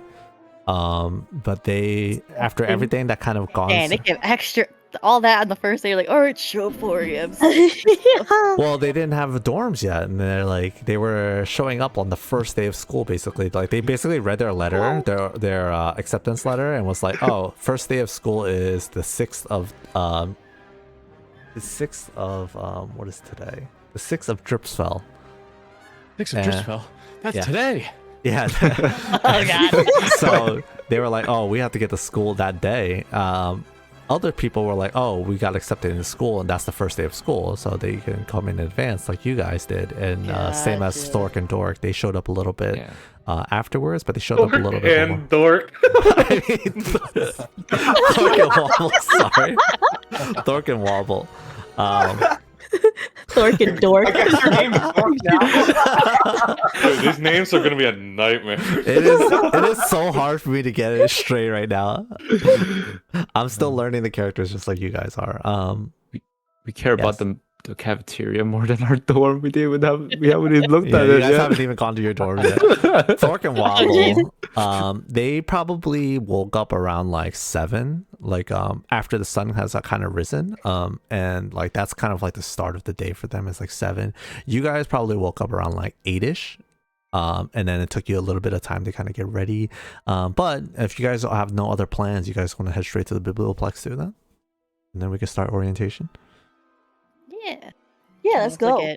I wanted to make it so that everyone had like a kind of like a little introduction to their characters, and that's kind of what we were kind of trying to do with that whole like prologue, I guess you could call it.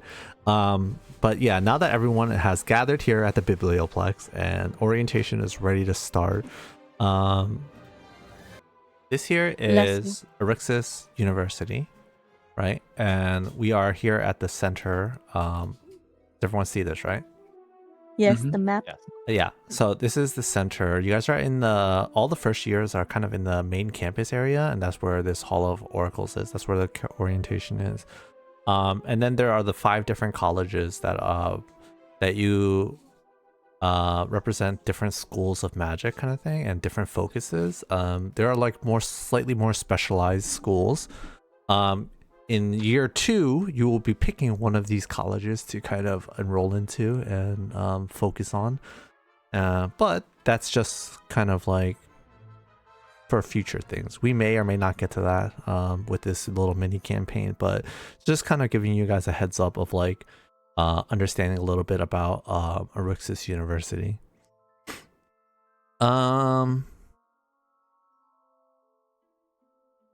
We are currently in the Biblioplex, and there are kind of teachers and students walking around. You can see some students like in groups and pairs. They're walking around together, talking with each other, and there's some teachers kind of like watching over students.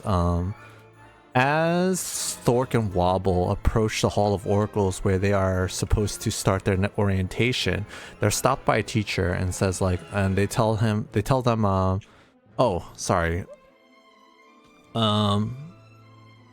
There's already students here. You guys will have to wait until the next cycle. Until then, you guys can kind of feel free to browse around and look around at the different places of the Biblioplex. Um,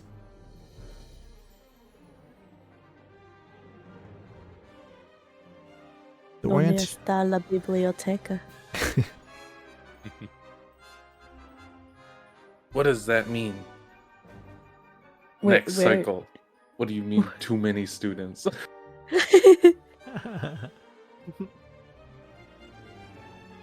Are you asking the teacher? Yeah. Oh, he says, well,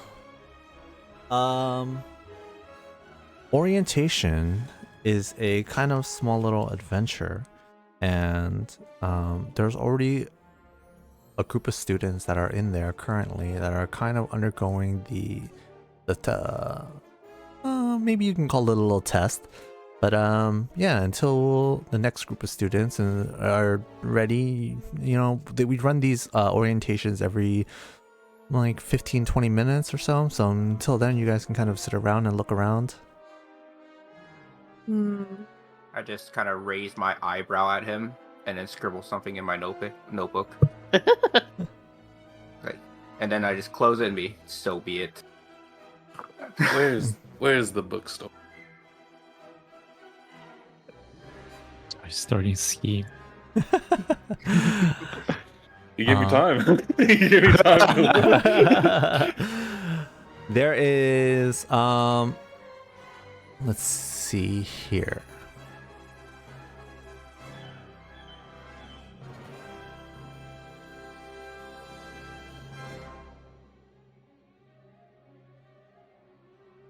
There is the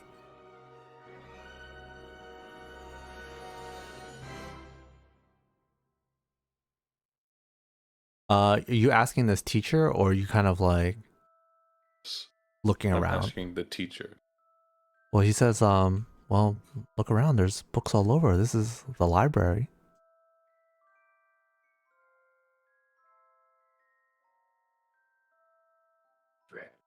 Books for classes I can take here? Oh, you need your textbooks. Yes. Dickhead.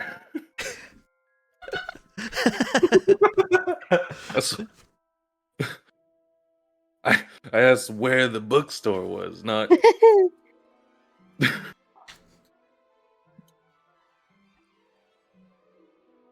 The bookstore. Well, it would probably be in the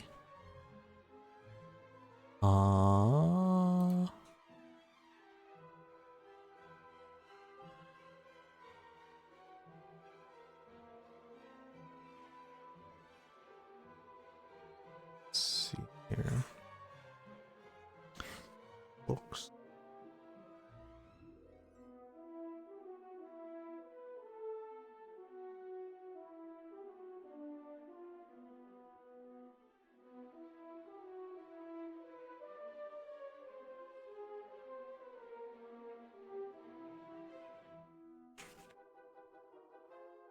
Pull out the book for my first class in front of me. All right, I see that. I'm Open it. gonna run up to you. Where did Listen. you get that? This teacher doesn't know where.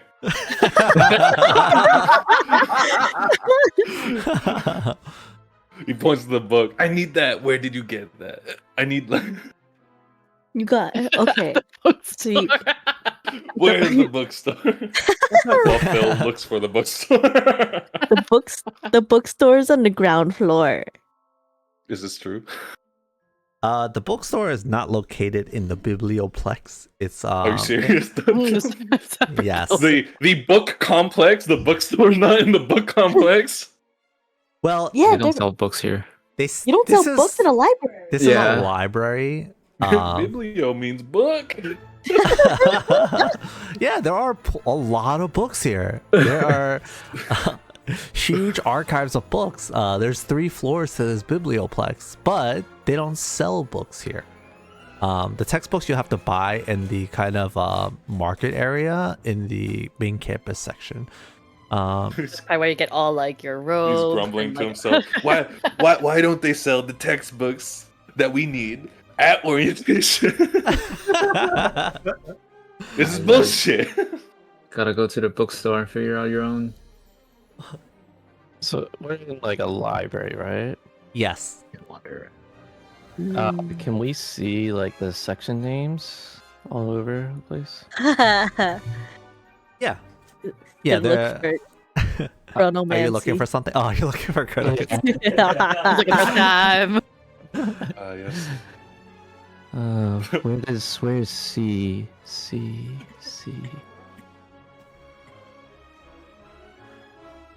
Yeah, the library is very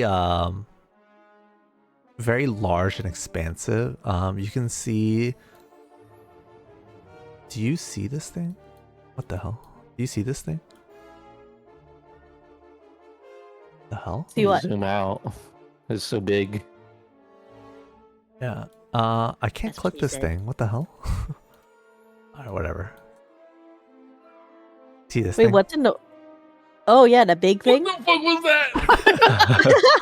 I didn't see that. Just something peeked out of nowhere. Peekaboo. There are large like automatons kind of thing that are like kind of organizing books, putting books back, and like organizing the books. It's Alan's character. Yeah, there's a large clockwork archivists that are kind of like walking in and out of the aisles, like putting books back and like organizing books, essentially returning books. And yeah, it is a large and expansive library with a lot of different books, but this is not everything. There is you can kind of see that there's like a second floor from here. It's like a big open space, so you can kind of see that there's like a second floor and stairs going up, and the building is massive, and you know that there's a third floor as well. So I was because I was like, I thought all the black lines are like walls, so we didn't see that at all. If you like drag your icon around with your mouse, you could like And you kind of hit see what different. everything looks like. You can cheat.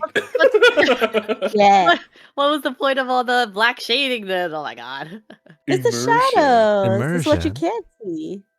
It can be more important in combat for like line of sight and stuff. Yeah. Mm-hmm. And stuff that you're not supposed to see. Listen, It's like- that huge ass thing peeked out from the shelves. That was It is freaky. like it is like really aggressive shadows, so it's kind of jarring. yeah, no, I get that. Like, I want to show you guys more, but also like it also might do it, like- reveal a little bit too much if I give you guys like full vision, you know what I mean? Yeah. So because of the way that this line of sight thing works, it's like a little awkward. But yeah.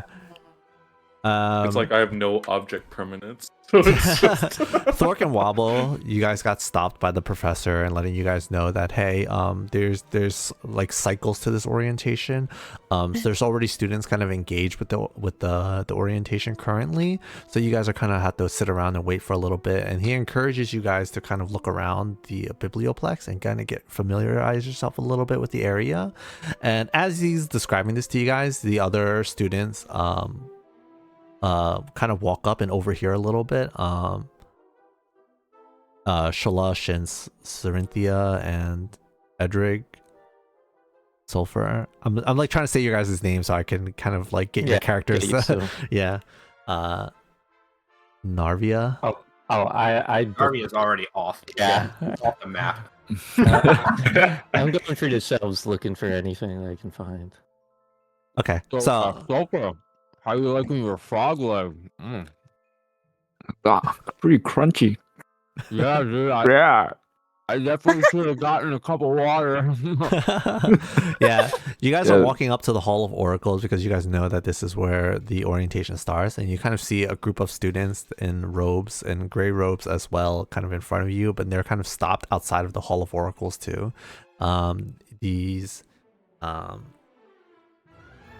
The other four of you guys, this one's making us.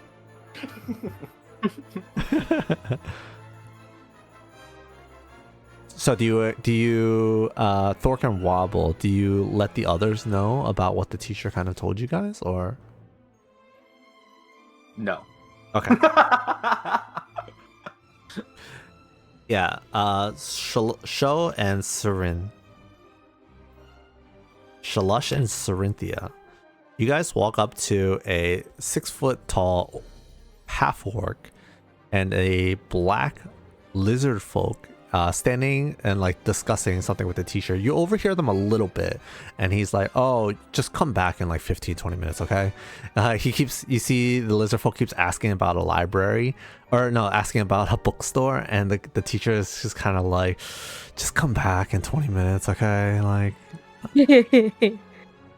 I assume that 20 minutes isn't enough to go get books and then come back. So I just kind of have to hang out here. Okay. That's safe to assume, I think. I would say you think that if you go out and leave, that it would take you more than 20 minutes. You would probably miss the next kind of a cycle.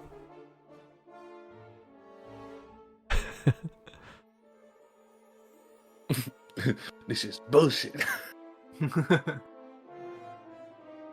Do you guys talk to these students, or do you talk to the professor? Sholussh and Sorynthia.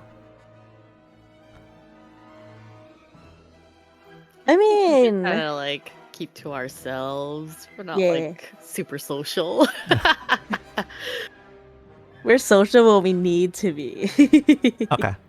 We just sit here like just glancing through like some books. Yeah, you Whisper- see. Oh, go Whispering ahead. to each other whenever we need to.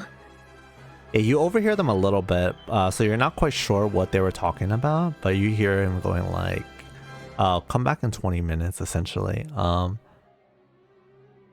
You can give me a insight check. How does one do that? Oh, yeah. For you.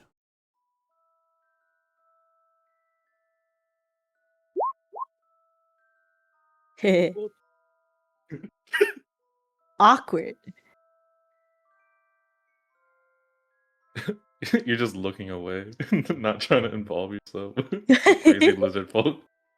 I said this ain't. I said this ain't my problem. But you're a lizard. Not my problem. He doesn't represent us. Not my lizard. Not my monkey. Not Not my That's circus. because you're a black lizard, isn't it? It's because I'm. Wow. It's not because you're lizard folk. It's because Wow. you're black. You people. Oh, so insightful. Hit that nat 20, holy. Dang. Okay. So, Sholussh. I have dragon hearing. You walk.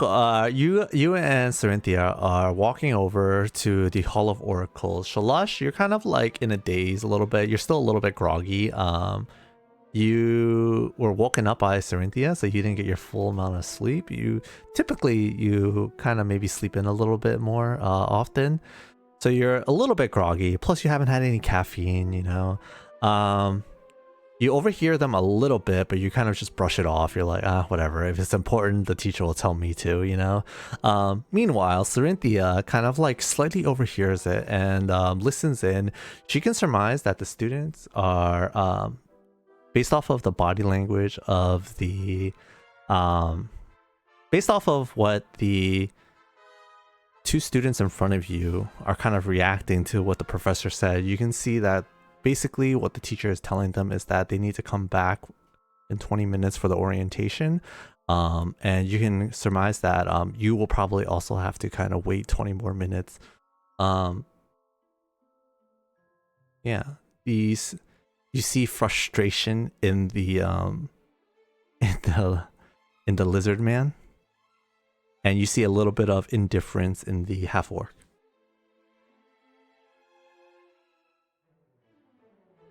While Sulphur and Edhrig are eating our sandwiches, Sulphur notices You don't eat in a library.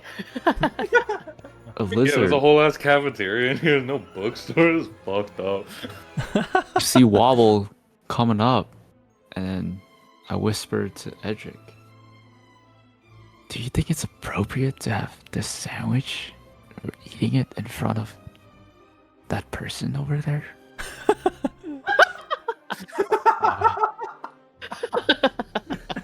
Damn. Well, I'll be. Is that a lizard with 3 boots on? Oh, that's a lizard? Oh, okay. I think we're safe. Whew. Even his backside's ready to hit the trail. Wow. Yeah, I think we're good. I mean, this is still delicious, though, even if it's not right. All right. Ain't that right, Sulphur? What do you guys do? You guys approach these other students. Now you guys are kind of I assume you guys have kind of finished eating already, or at least like towards the end of eating. Yeah. Taking our last bites. Yeah, and as you walk up to the Hall of Oracles, you see these 4 students that are kind of standing outside the Hall of Oracles, where you guys are supposed to be as well. They are not entering the Hall of Oracles for some reason, and just kind of standing outside of it. So what are you guys doing here? Are you guys new? I think we're supposed to go to the Oracle thing. It's full. So, like, the boot on your tail, like, how do you decide if it's the right foot or the left foot, or... I was also curious about that. Right or the left side of the foot? Does it just not matter? And did you have to buy 2 so you have just one sitting as a backup? I need to know the answer. By the way, my name's Edhrig. Nice to meet you, Edhrig. I'm Wauble. The boot, this one, Hey, Wauble. is whatever I pick up. Oh, I mean, they're not matching. They look like, I mean, you seem like a pretty stylish fellow with your boots and nothing else. They are matching, but I take a pair and I put it on my feet, and I take one or the other, whichever I grab first, and put it on my tail. Oh, You so look great. you're saying there's someone out there with only one boot? That's exactly what I'm saying. I look around the library and try to see if anybody's standing around with only one boot on. Yeah, give me a perception roll. It's a hard world out there. Some people only need one boot. I provide a service that not many people realize they need. Wow.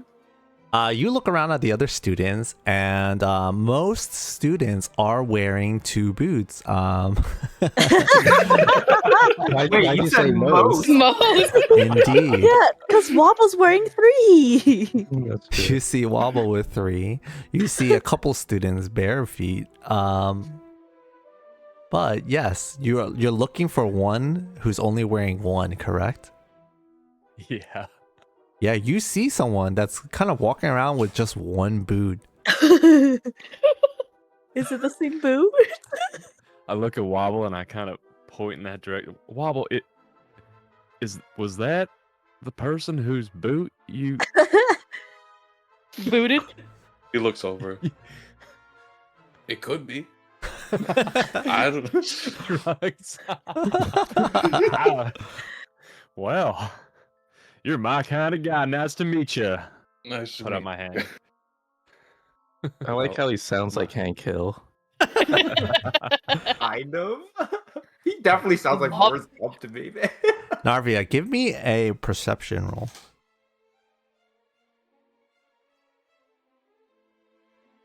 Perception. Ooh. Yeah, it is. The books are not organized by like categories necessarily. They're organized by title, right? So you're looking around the C section looking for your books. You do not find a book that's titled Chronourgy or This place is fucked up. I make my way back with my head down. And I just kind of drag my feet slowly across the floor. No Dewey Decimal System. No nothing. So sad. Alphabetical order. I pull out the chair and I just sit. And I just give out a big sigh, like a loud audible sigh. yeah. Once again, disappointment creeps up my back and stabs me. The school tends to do that. They were jerking us around all week. Wasting my fucking time. Time. It's so wasteful. He gets it.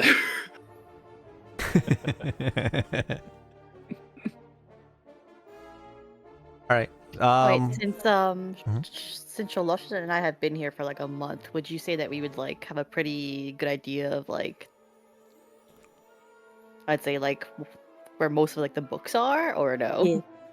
Yeah, so you know, you guys are eager students, I would say. So I would say that you guys probably have been to the biblioplex pretty often. You guys have a lot of books in your room too. But yeah, you guys have probably been here for a while. You would probably know where some things are. Are you trying to help him? Yeah. Okay. So with your help, he can roll with advantage. So he could roll again.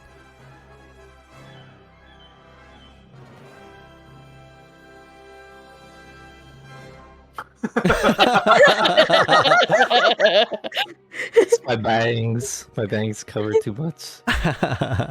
So with the 12, you still don't find what you're looking for. You tell them what you're looking for, like, oh, you're looking for the chronology, a book on chronology. And Sorynthea's like, what the hell is that? I've never heard of that before. This just brings me to a book on culinary. Yeah, he tries to describe to you what kind of book he's looking for. It's a book on chronology, he says, and you're like, not sure what that means. So you try to help him, but you can't quite help him. He still fails to find what he's looking for. Dad. It's okay. Nothing is important. It's just a giant big rock we live on and we die on. And the multiverse forgets us like the insignificant specks we are. Oh my goodness. Fucking Grubus. So are you guys just gonna sit around and wait for the next orientation cycle? I am. Okay. Probably steal a snack, but yeah. What does it Steal a matter? snack? You want to steal a snack? Yeah. Where can you steal a snack from? Do you? So Sure. Edhrig had 3 sandwiches. I don't know if he ate all 3. Do you? I'm gonna steal from Edhrig. Yeah, I was gonna ask. Do you want to try and steal one from Edhrig? No. Oh damn. No. If he's eating, I'm like, where'd you get that? Edhrig, did you finish all 3? I ate all of them. Oh yeah. Okay, he ate all of them. Alright, never mind. But you did see him eating, like probably eating his last one as he kind of approached you guys. I've stolen food from the cafeteria before. I know where this is. Never mind. I'm just gonna. Well, so there's the cafeteria in the biblioplex, but there's other cafeterias on campus.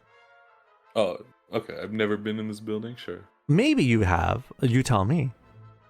Probably not. If I never had a reason to go to this building Yeah, this is the until orientation, then. Yeah, do you think that you're like the studious type? Like I know Thork has No. probably Thork has probably been here before in the But week I that would he's say been. like with your character, like you guys also arrived early, like we did, like maybe like a week afterwards. Like, what have you like? I feel like your character would have like staked the face, like, what can I steal? Where can I steal it from? Like,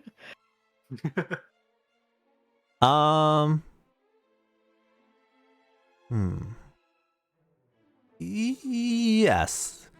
I think I think that the Biblioplex is the largest building on campus, so you might have thought like, oh, there might be something cool and important here. Maybe you like looked in here and you looked in, you're like, oh, it's just kind of books. Oh, it's a library. You realized, and then you kind of realized that like maybe, It's the clerical building. I'm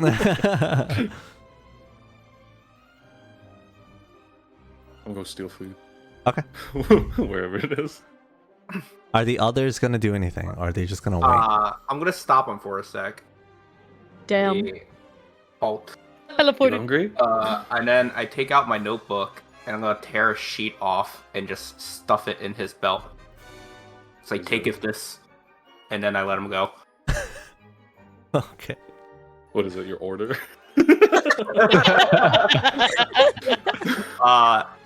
So whatever he plans to do, it's a piece of my perfect plan. Okay. You become the master of devising the best course of action for the future when you play a long run, you know.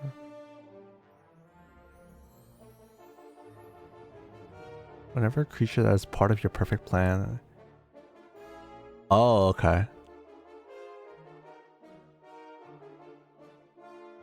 I see. Okay.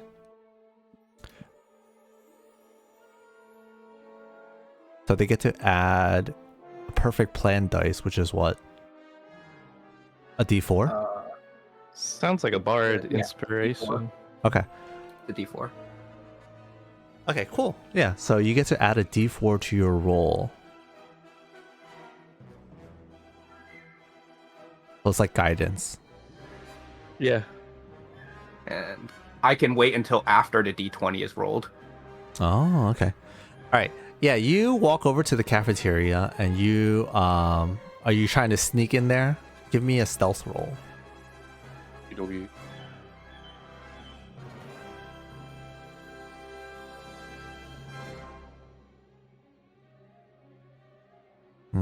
Okay. Damn, that fucking sucks. He rolled a 3. Those shoes are just too loud. On the marble floor. Click, Sound click. like a fucking horse, dude. Do you want to add your perfect plan dice to that roll? You could get it up to a 15. Yeah, I'll add to it. All right, roll me a D4.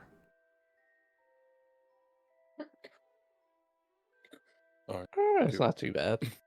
All right, a 14. You sneak in to the cafeteria, the cafe, the Biblioplex cafe, and the gnome behind the counter is kind of working. She's a little bit busy. More and more students have kind of walked in. You kind of like snuck in with another student kind of thing.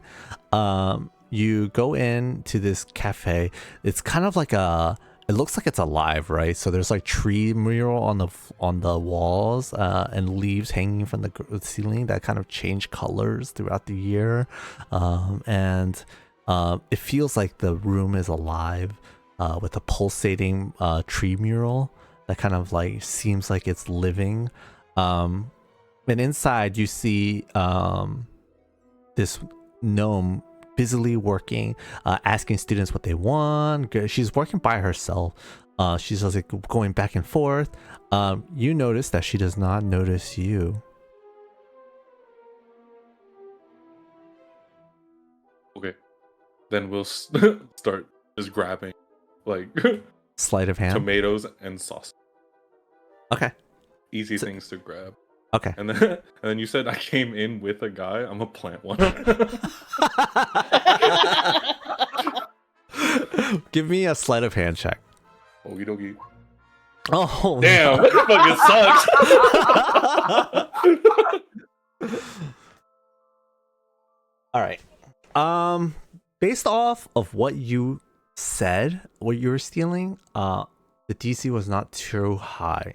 So, with an 11, I think that you successfully steal a couple of tomatoes and what was it? Sauces?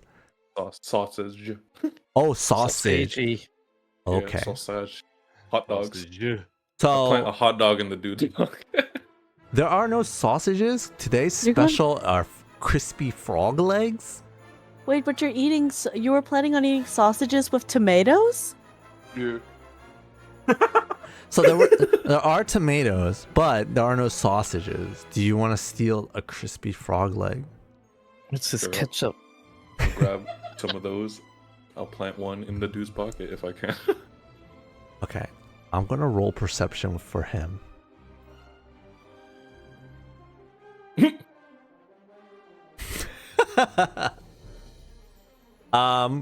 With the 11 sleight of hand, you successfully snatch it some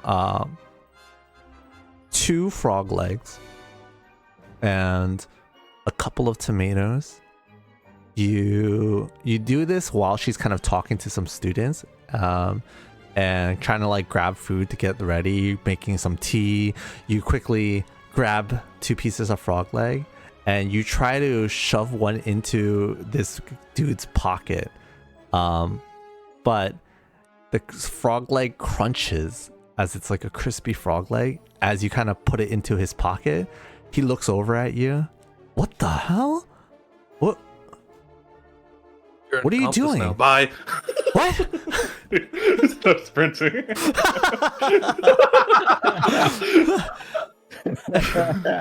Always clap, clap, clap, clap. Clap, clap, clap, clap, clap. She would keep sitting in the ground. You hear this eccentric little gnome just, you can't hear what she's yelling, but she starts yelling something as you kind of like quickly run away.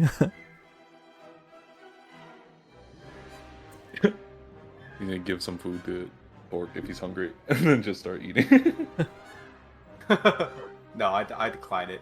It's all right. It's all mine. All right, everyone else, you guys are just gonna sit, right, and wait. Yeah. All right. I see the flower plant area from Mhm. afar. Mhm. So I'm gonna try to invite Edhrig to come with me to check it out. Edhrig, come What's with me. that, Sulphur? together. You wanna? I see like the flower thing plant over there. Some stuff. Oh, You wanna go check it out? Sure, we can graze together. Oh, you're hungry again? Alright, it's perfect. Fine, source some veggies. Whatever you say, buddy. Skedaddle over. He has to be careful with those hunger pains. Those guys are weird. Alright, we'll check it out. It's like just keep What your do we eyes down. see? Right? So these little areas are kind of like small little grassy areas. They're called book gardens. And there are some students here that kind of just sit on the grass and read books and study. It's kind of like a lounging area, but like with some vegetation to it. And you see that there's like some plant life. You see that there's a actual moving shrub that walks around in the area. The students are kind of just ignoring it, but it's just walking around and like occasionally sits back down for a little bit. But the students are just kind of like sitting there. They 2 of the students are wearing green robes, and one of the students is wearing a gray robe. And they're kind of just sitting there lounging, reading some books and studying. And they're just passing time. I whisper to Edhrig, I don't think we can eat them. They're still raw. Why are you always trying to eat things? Oh. But yeah, they do look tasty. You see the shrub walk to the edge of the area, the gardens, but stops right at the edge and then turns back around and starts walking again. Excuse me. So, I try to get the shrub's attention. It doesn't seem like it's listening. Oh. Oh, okay. Dang, does that mean like you whisper to a vegetable like I'm sorry and just eat it like You talk to plant. What are you trying to say to it? It starts to walk away, but you're like, excuse me, and it actually stops and turns back around. I gotta imagine Sulphur's kind of impressed. Yeah. What? What do you talk say to to plant? What do you say to the shrub? Hey, have you seen anyone around here missing a boot?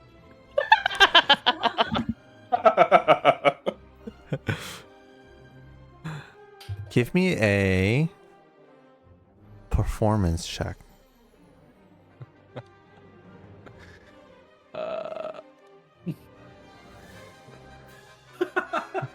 The bush shakes back and forth a little bit. It's responding to you, but you can't quite understand what it's kind of saying. It's like rocking back and forth.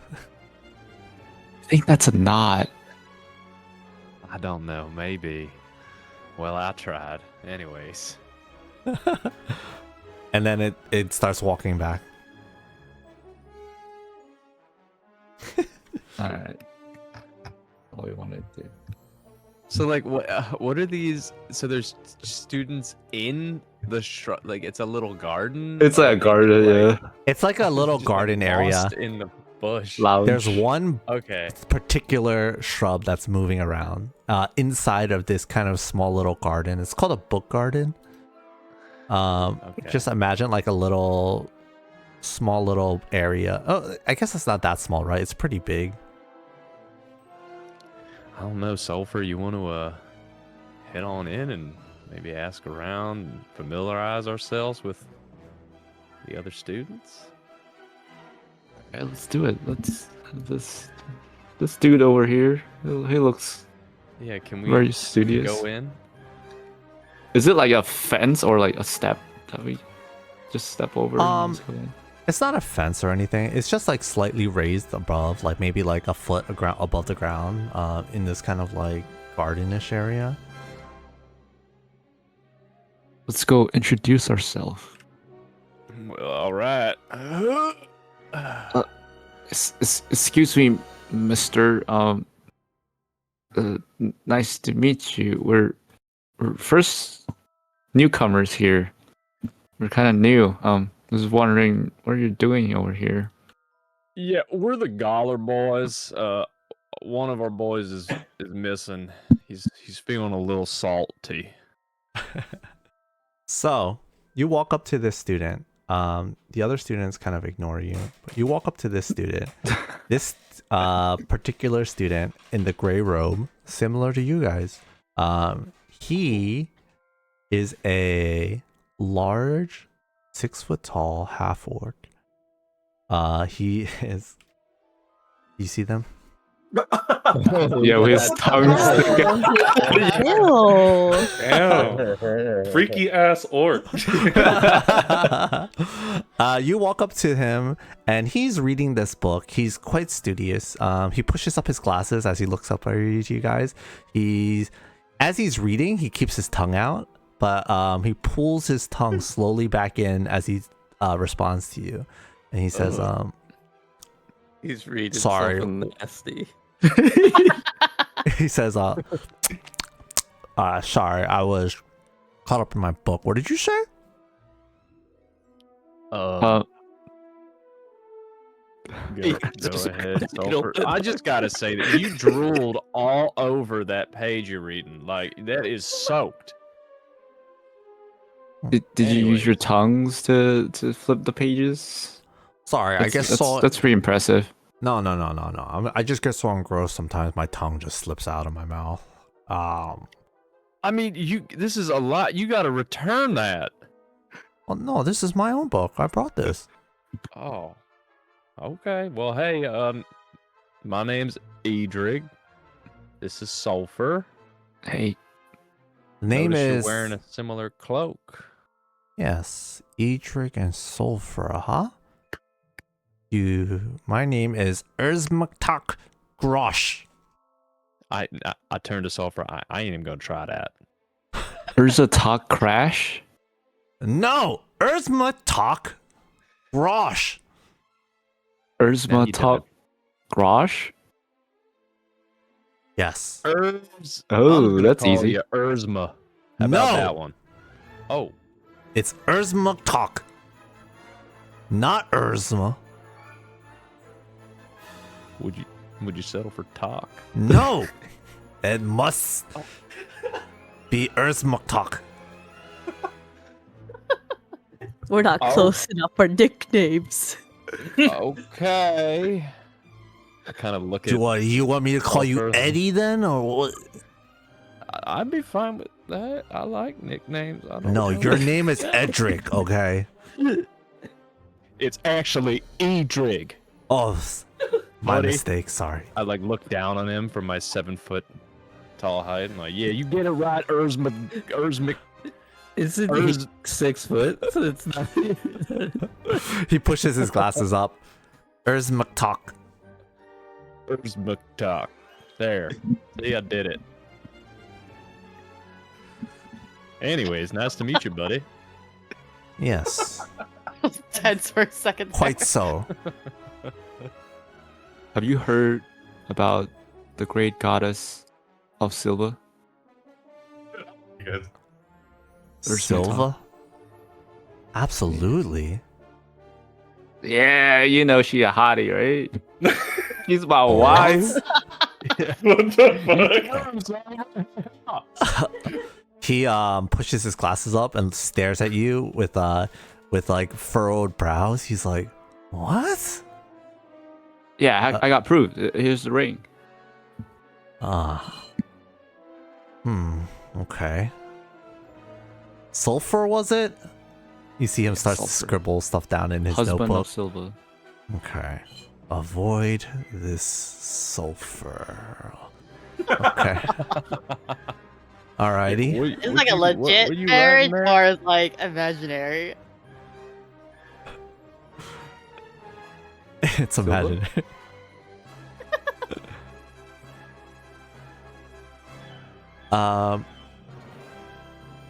Okay, buddy. Anyways, Yeah. Urzmuktok. We're newcomers here. We're just trying to get the lay of the land, you know. Well, What, did you do your orientation already? No, okay. I mean, I was asking questions, but you can ask your questions too. I mean, I was gonna ask what dorm you're in.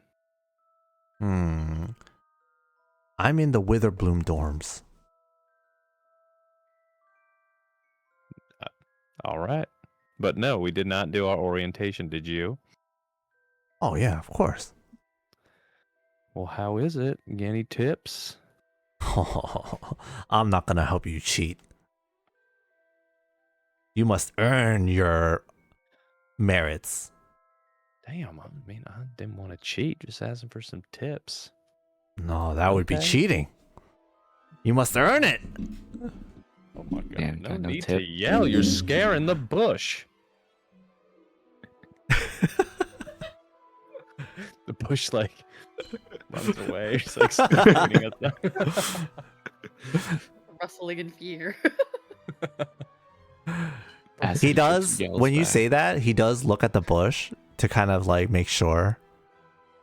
Like, give me an insight check. Oh, God.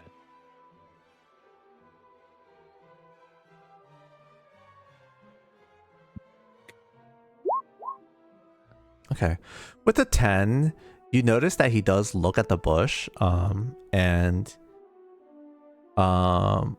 he's showing a bit of like curiosity towards it, I guess you could say. What do you know about that bush? Oh. That's an awakened shrub. That's what she said. They really love that bush. There it is.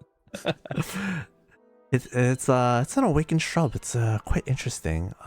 It's alive. It's really interesting. I'm fascinated by it.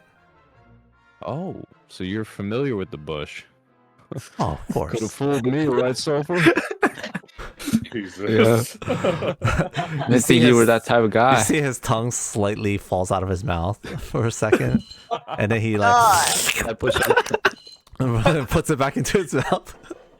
Stop. Story going. Oh, the reading by any chance? Can you give us more details on the magical shrubbery here? I'm kind of curious. Yeah, what about some tip? Stop. Well, they showed up. I think Just a tip. they showed up around sometime last year and just kind of made themselves home here. For the bush. And then the campus just let them live here. They're just spreading their seed around. Hmm. Interesting. I tried talking to it, but didn't seem to want to talk back. You tried talking to it? Well, yeah, you see, I'm a furball. I don't know if you noticed. Interesting. Oh, Yeah, of course I've noticed. I know everything. Yeah, I'm sure you do, buddy. He says as he pushes his glasses up. All right. Well, you seem really interested in the bush, so that's kind of why I asked. But is there anything I should be worried about? That the fact that they're just here? I mean, I'm all new.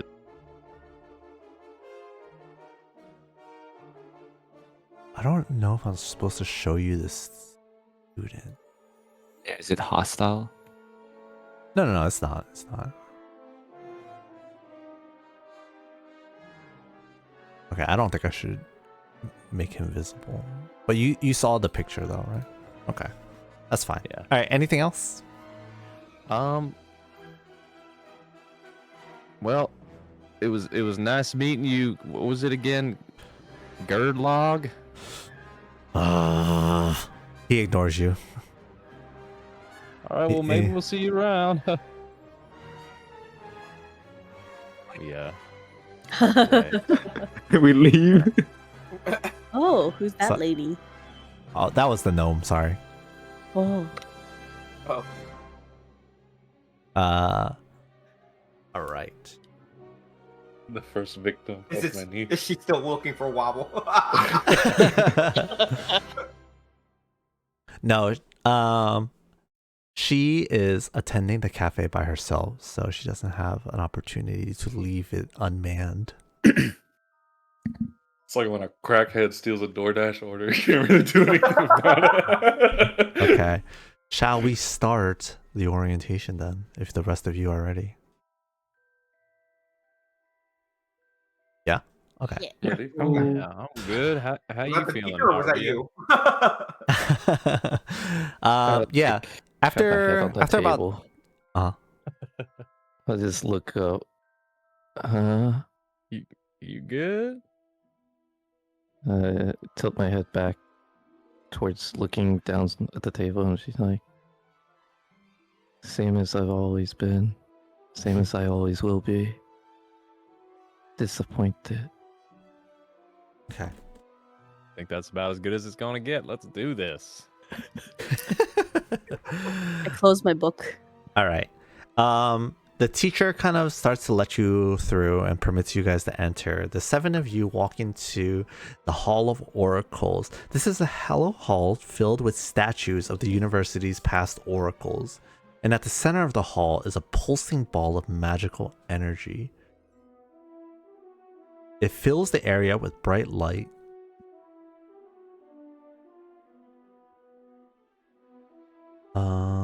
As you walk into the Hall of Oracles, an almost sacrosanct sense of calm descends as you step into the Hall of Oracles. Brilliant scholars, says a rich, soothing voice radiating from the hall's central snarl of glowing energy. Your attention, please.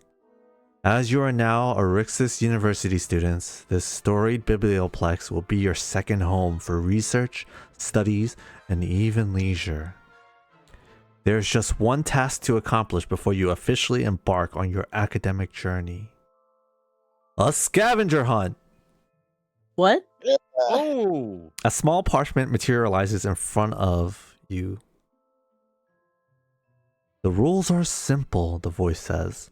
Each clue on this list will lead you to a different location in the biblioplex. Simply travel to the area each clue references and perform the action the clue suggests. Time is of the essence. You have only until the end of the day to finish your hunt. Solve as many clues as you can because at each location you may win a prize. Now then, off you go. Oh, geez. Are we supposed to work There's together? no clue, so we have to find our own clue. No, so a parchment materializes in front of one of you. You guys are in a group together, correct? I guess so. We all just kind of walked in together. Yes. The Okay. escape room with strangers experience. It is. We grab the material. Well, I grab the material. Yes. See what it is. Yeah. Oh, where's the paper? Sulphur grabbed it. What's it say? I don't know. You're holding it upside down, buddy. Oh, man. You really can't. You gotta read. flip the paper around. All right. There are Just like- so you unfurl the parchment. Once you grab the parchment that materializes, it kind of furls together, but you unfurl it once more and you start to read the clues. There are 5 lines on the sheet. The first clue says, "You'll forget all about any trouble or plight when you step forward and are ensnarled in light." So the hole that we were just in.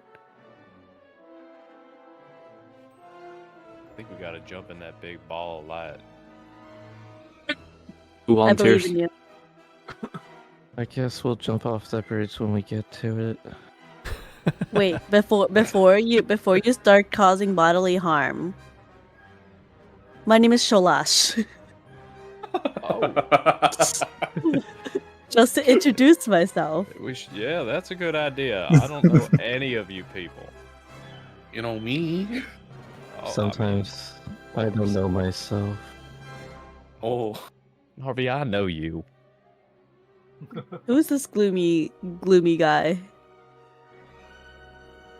Narvia Narvia. Sea. My feelings are like the ocean. Dark. And deep? And deep. Yeah, there you go. Jesus. And then this is my friend. My name is Sorynthia, Veydrasil, Arkrathis. But you just call me Sword. Sorry? Nice to meet I was you. gonna ask. Sorynthia, Veydrasil, Arkrathis. Except your Exactly. name- They call you sorry. Sword. Oh, I am Wauble. sorry would be a nicer name. This is Thork. I just look at everyone and just start writing in my notebook. I mean, if you're trying to nickname her Sorry, you're just Narv then. I wish I Or was Narv. sorry. Well, I'm Edhrig. Nice to meet y'all. I like lift my arm up to wave and then Sorry, I got a little ticklish there for a second. He suffers from pain. Yeah, Gr- that's it. It's the pain. Can I roll Growing? insight? Absolutely, you can roll insight. Growing Roll. pains?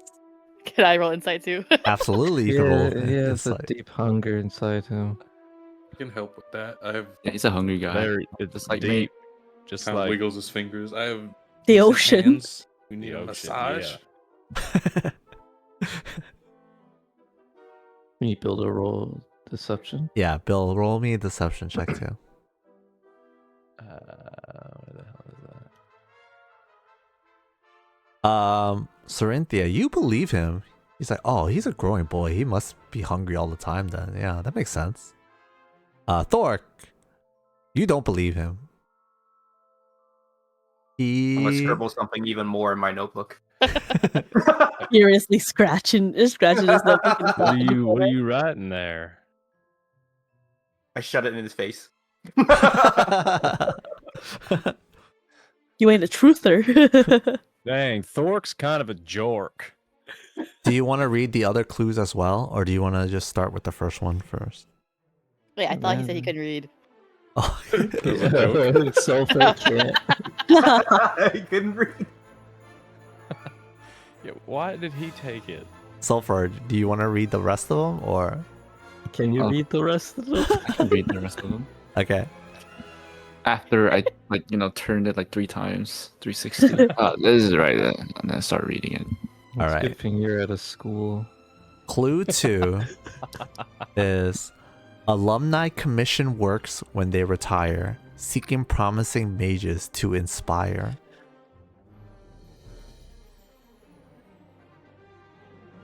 Alumni fire. Alumni commission works when they retire, seeking promising mages to inspire. Were there Mentorship. That's a statues? mentorship, right? No?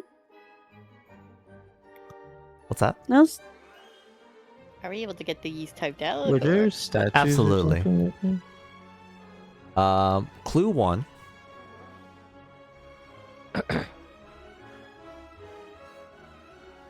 Clue 2.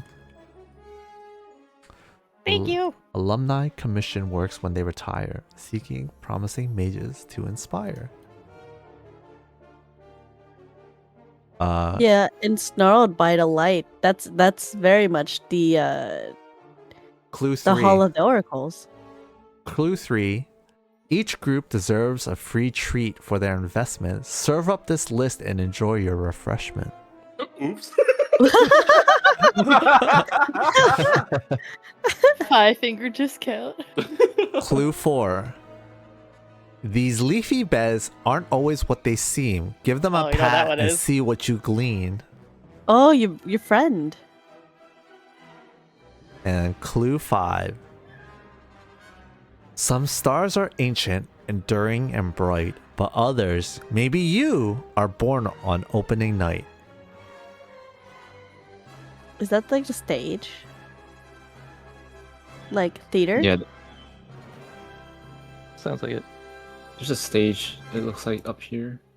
Were there statues or something around? In the Hall of There was Oracles? statue in the hall. That's what Yeah. the little circles are, right? So, did you guys see the handout I shared? Yeah. Mm-hmm. The magic snarl. Yeah.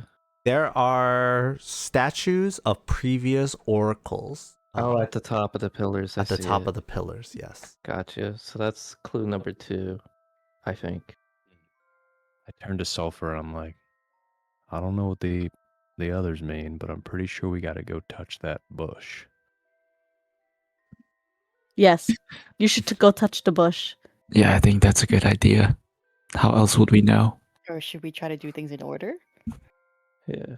That Are we also would s- be a good Are we idea. splitting up? Are we- So we're jumping into that light for the first. But well, there's like a basin at the bottom, right? You're asking me? Like, yeah. Yes. Looking at the picture, Yes. is that like filled with water or something? Do you approach it? Yes. Yeah, so there is a basin of pooled energy at the bottom of the shining magical snarl. Okay. I take my cloak off. I jump in it. Oh my god. You are dead. I was like, from the riddles, like, I think you just have to be close enough to be like completely glowed on, I guess. So, when you touch the pool of energy, you completely lose sense of your body. You can't feel anything as the magic kind of overwhelms you. This is the emptiness that he wanted all along. You become overwhelmed by the snarl's magical power as you kind of like an out of body experience as you kind of become detached from it and kind of like projects you. You can't feel yourself. Yeah. Wait, does anyone see that happening to me? Yeah, I'm right next to you. Okay. yeah. You see that happen, and for a few seconds, you completely like are out of your body. You're just so lost in it. Guys, it was so far back. After a few seconds, you return to your body, but you just get ejected out of the magical energy pool. And you wake up all dazed, and it takes a second for you to get your bearings straight. But after you kind of like start to move your hands and fingers around, you feel a glass bottle in your hand. God dang it, Narvia. Why would you Narvia. just jump in there? You see, That looked really fun. You Try- find You want to yourself- try it, Edhrig? you find yourself holding I'm a potion alive. of healing. Disappointed. Narnia. I got this, and I hold it up, the potion. You see who's holding the sheet? Me still. Sulphur. Give me a perception check. Perception. think When I was so. having the outer body experience, could they see like an astral projection of me? No, they could not see it. Okay. Cool. You kind of hear scratch noise. Sulphur. Mm-hmm. And so I look down on the sheet. You look down at the sheet and you see that the first clue is now crossed out. So you Guys, were supposed to I- jump in there. I think we did it. Nice job. Wow. First one done. All right. Great job. We got the potion and hopefully any associated potion accessories. Slowly turning the egg. Potion Oh accessory. So is it a potion of? It's potion of healing, right? Potion of healing. Yes, you can add Is that it to your inventory. lesser or just regular? Just a regular potion of healing. A full potion of healing. Okay, so the second clue is alumni commission works when they retire, seeking promising mages to inspire. Maybe one of their offices or something? Ooh. I think as we were walking to the bushes, we saw this nice looking lady over there. Let's go talk to her. Meow. Just fast. That's the looking lady. Aren't you married? Sulphur approves.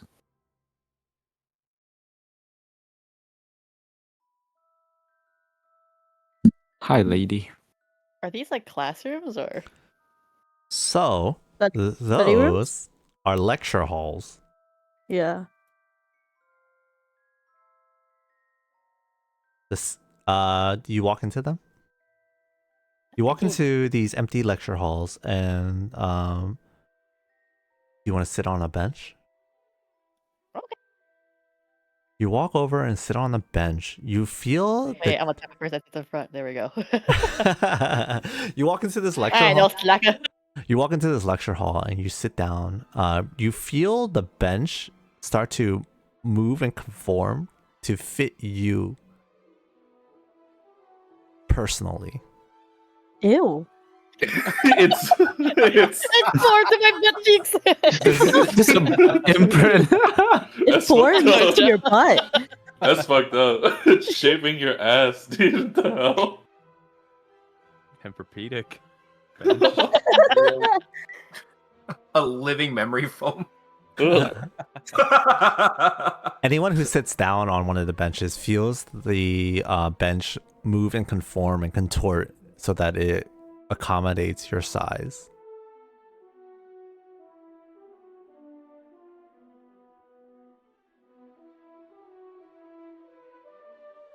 That's all you find in this room. Okay, I was like, that's it. Yeah, I was like, All right. yeah. Out we go. It's currently just an empty lecture hall, but normally like there's like a front area where the teacher would stand and like kind of discuss and lecture. But yeah, there's benches that are for students to kind of sit and take notes on. Can I Are we allowed to go investigate the upstairs, or- statues that are at the top of those pillars? You want to inspect them? Yeah. Yeah, give me an investigation check.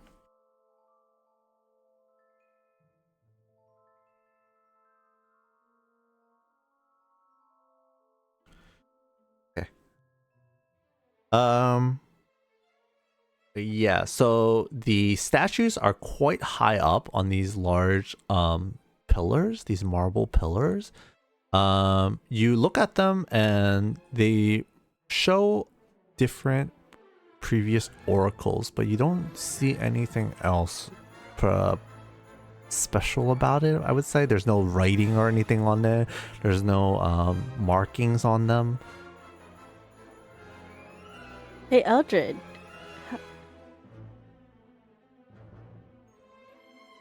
What's this room over here? Where are you? In the Okay. far right. Okay. Edhrig, would you want to like lay in the grass? The leafy beds? So I mean, I do like taking a load off. It sounds pretty nice. this You need to do is something like that. you already have experience here. Sure. So this is the Strixhaven, or no, sorry. This is the Arixes Student Council Hall. This is where some of the extracurriculars meet up and discuss things. It's currently empty.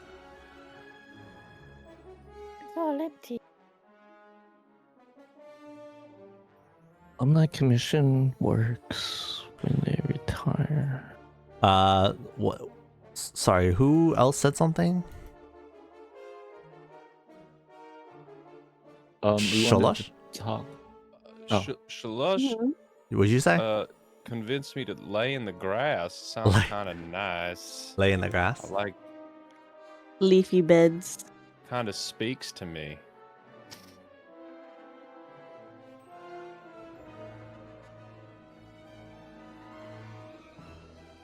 I walk in and just lay face down in the grass. Okay. You go into the grass and you just lay down on the grass, correct? Yep. It feels really nice. It's well maintained. Oh, It feels like outdoorsy. feels like home.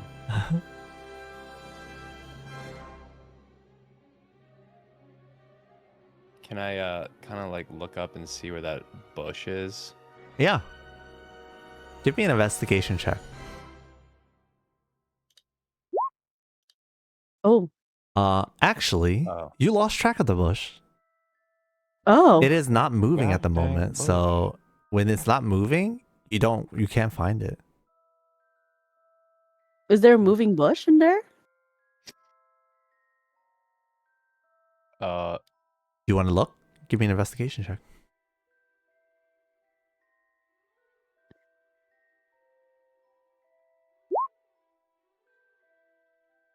Oh, yeah. You follow Edhrig, Mm-hmm. and Edhrig, this big, massive furball, just lays down and just becomes one with the grass. He's so absorbed in the grass, and how nice it feels to be on solid grass ground again. With the You gotta try this. he tries to look around a bit for the bush and like just expecting things to be moving, but he doesn't see it. You, on the other hand, as you walk. As he laid down, you noticed that the bush moved right when he laid down. Huh. And it's like kind of like walking around slightly. And then Can I, it like- moves to a different area of the garden and then stays motionless again. Can I like go up to it and like slowly put my hand out, being like how you like approach a cat? Like hand out, slowly approaching. Yeah. Can I touch the bush? You want to touch him? Yeah. Gonna touch the bush. I'm gonna You touch go the to bush. touch the bush and it feels like a bush, but after touching it, you can hear some of the branches and things and the leaves kind of like rustle and move. They start to part, and right where your hand is a plush. What? A plush? Yeah. A stuffed animal? A stuffy? Yeah, like a stuffed animal. Oh, okay. Interesting. I'm grab it. It is soft and small. It's a magic toy and very cuddly. I'm going to walk over to Edhrig and put it in his arms for his nap. What's this? Oh. So who's keeping it? Let me ask that. Edhrig. Edrig's gonna keep it? This is Yeah. nice. Yeah, I'll do a little snuggle if you don't mind. I just like pass out. He could take care of it. Okay. Room is this?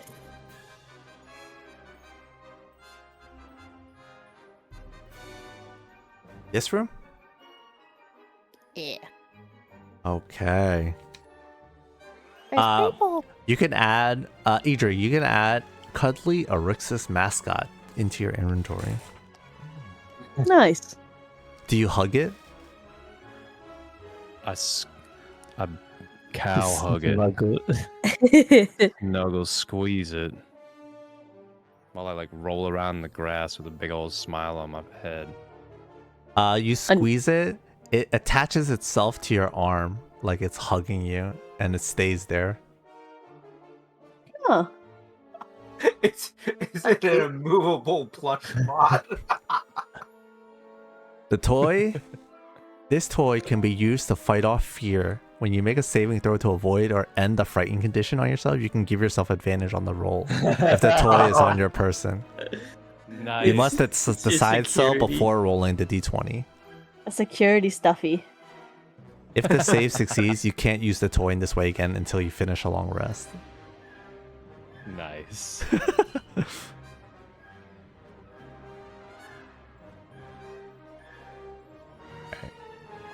You see it? Yes. Okay. All right. Oh, there we go. Let's see here. That room is... Who's in here? Thork, Sorynthia, and Wauble. Okay. This crisp looking room features white walls and columns that stretch from floor to ceiling. Displayed on or within these are art pieces representative of various media.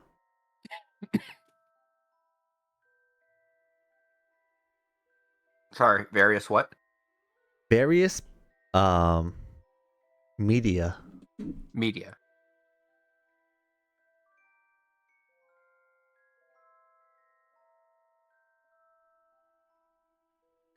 You see 3 students in here.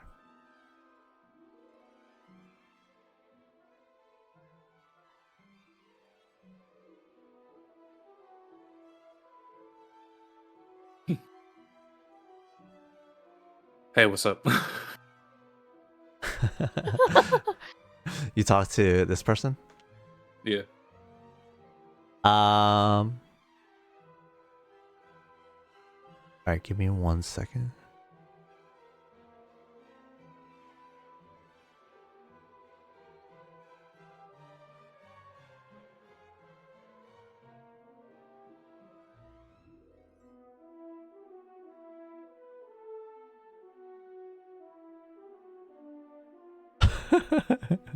Okay. This elf. Let me see. This elf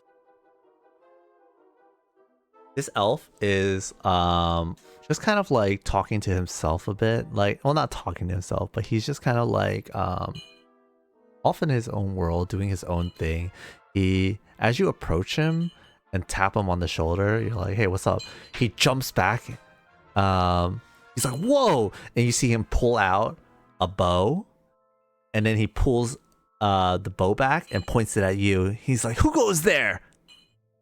Whoa, what the fuck is wrong with you? Who has weapons at a school?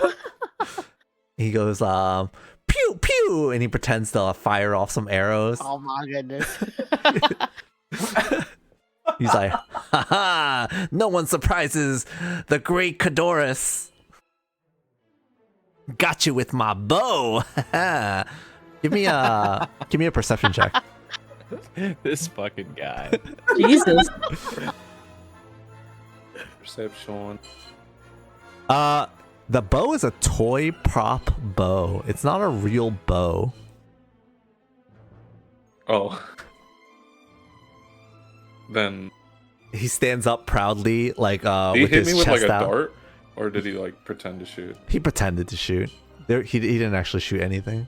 Then realizing that it's a toy, Uh-huh. let's yes and him. I'm gonna pretend to die.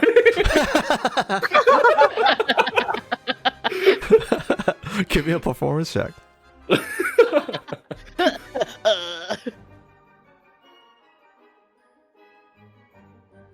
Oh, dude. Damn, that's crazy. All right, I'm ready to see the Oscar. You get so into it. You're like, oh. You pretended to get hit by all three bows that he pretended to shoot, and you make this like loud noise, and you fall to the ground. It's such a loud thump that Sorynthia and Thork can't help but look. They're like, holy shit, did he actually get hit?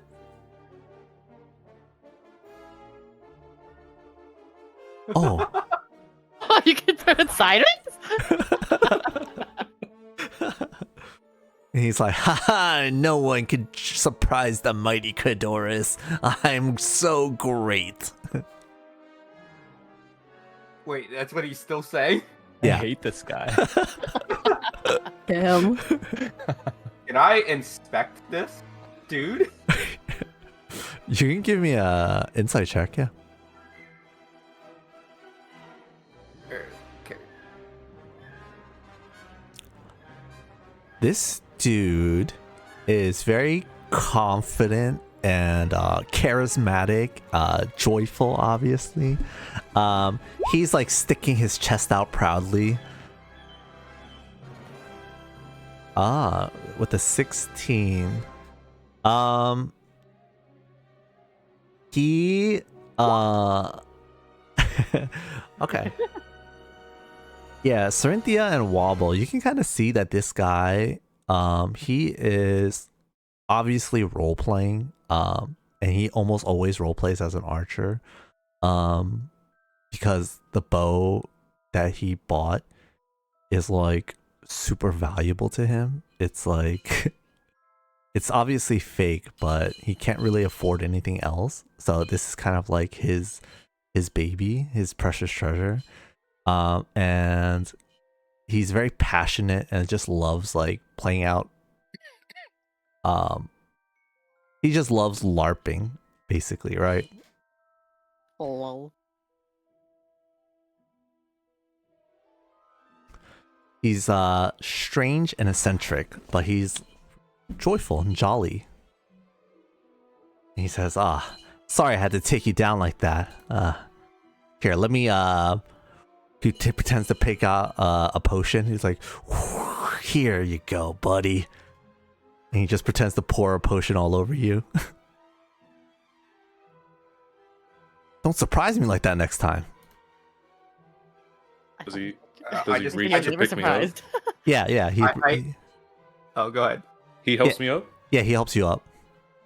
I would like to pickpocket him now. Give me a sleight of hand. Oh wow. Oh. Nice. Yeah. You see that he's holding on to some like cheap props. He does have 3 silver pieces on him too that you kind of like pocket and take from him. Oh man, dude's already broke. Yeah, he has just like random props. So like a styrofoam knife, like that's really cheap looking, but his prized possession is this prop bow. You also pick from him a jar of pickled onions. Hell yeah, I take that, but I leave the silver. Okay. Yeah, you pretend to stumble a bit, and you're so good at the fake stumble that he kind of like, oh, sorry. He pulls you back up for a bit. This gives you the opportunity to dig through his pockets, and you take out the silver coins. You're like, oh, you feel bad for him a little bit. He's just like a happy-go-lucky guy, so you put it back. But you take a jar of pickled onions from him, and He still chooses steal for him. Oh yeah. yeah. What was I doing? Yeah. Oh, is this where the alumni commission work? Oh, actually, yes. This is the Student and Alumni Art Gallery. So can I like inspect the paintings? Yeah, so you can wander through the gallery. You see portraits of several older alumni wearing, I think they are white robes. You can give me a investigation check.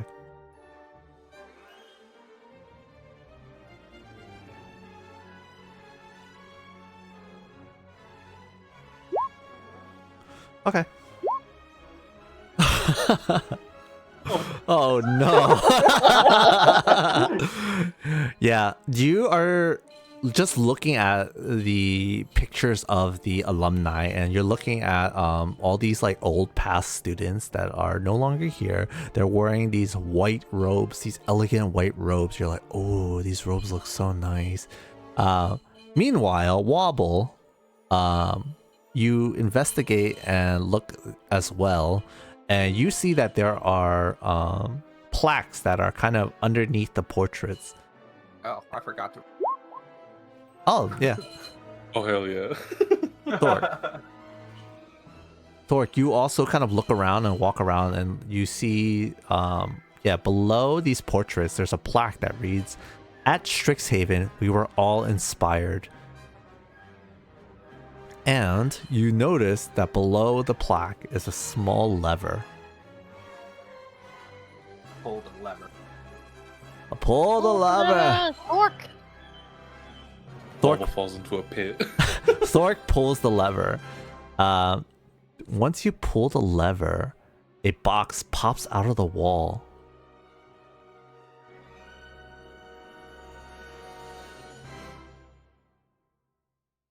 Inside the box contains a Arixes pennant.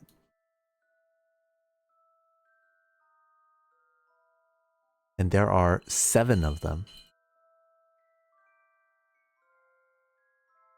Arixes. Oh.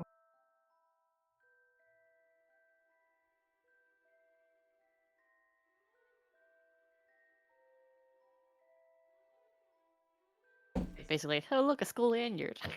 Yeah, basically. Or like, you know, like one of those colleges with like those little flags. Like those triangle flags kind of things, like a pennant. It's like a little flashlight too. It's just Keychain bright light, flashlight, hell yeah. Radius. Yeah. This magic pennant bears a symbol of Arixes, or one of its colleges. We'll just say it's Arixes. And while you wave the pennant, the symbol on it glitters, and the pennant sheds bright light in a 10-foot radius and dim light for an additional 10 feet. There's 7 of them, so enough for each one of the party. I stuff it all in my bag for now. Okay.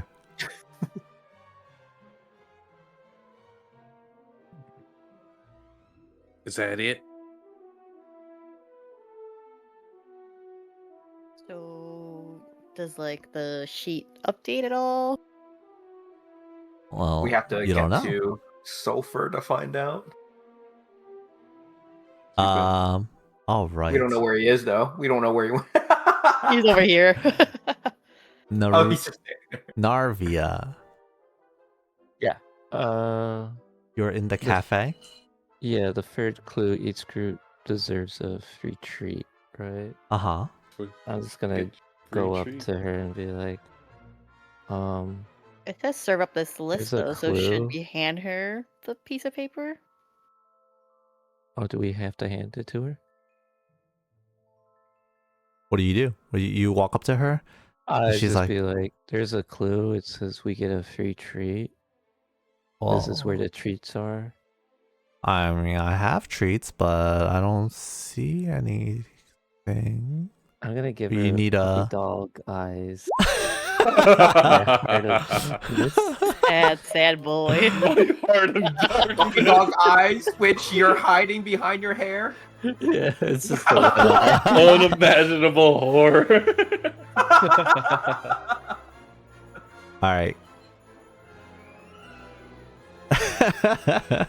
Okay.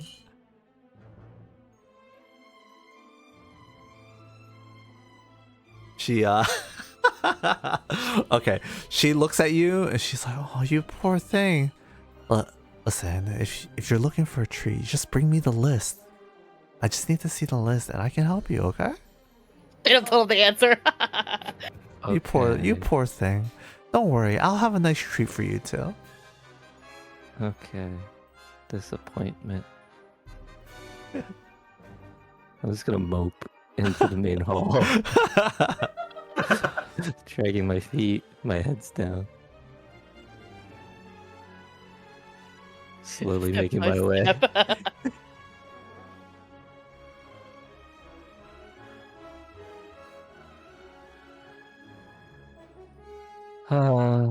I need the list to give to the cafe worker. Oh. Is it for one of the clues? Yeah, Alrighty, here you go. thank you. You want pickled onion?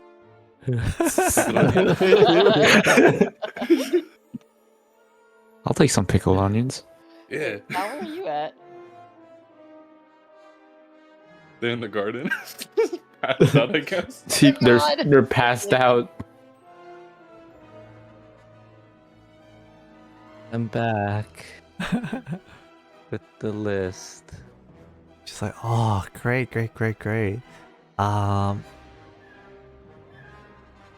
She asks you.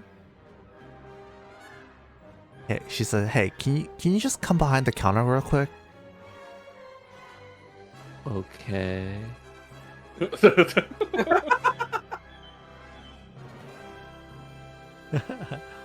She says, I've been really swamped back here. Do you think you could help me look after the shop real quick? I just need to run out and grab something." You want me to do manual labor? I mean, if you can, it's just for a few minutes. Can I do an insight check? Yeah. She coming for you, Wauble. That's what I was thinking too. She's like, there's this lizard. Yeah, she is genuinely like, "I need help. I've been here by myself all day." She does seem genuine with her plea for help. Okay. Yeah. I got nothing but time to kill. So, "Oh, you're such a help. I really appreciate you. Thank you, young one." I offered to help too. Oh yeah. So, "Oh, is this your friend? She can help too." Oh, yeah. I don't like- have friends. Just acquaintances. So Oh, just goodness. with my character's personality, I'm always trying to lend the helping hand regardless, and just overhearing her tell her how swamped she is, like I offer to help out regardless of Mr. Moody over here.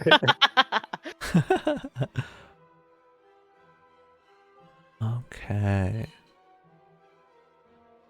So, yeah, you go behind the counter and do you help her? Yes. Okay. You guys go and help her. She goes out and starts running. Has anyone seen a black lizard, folk? Whoa.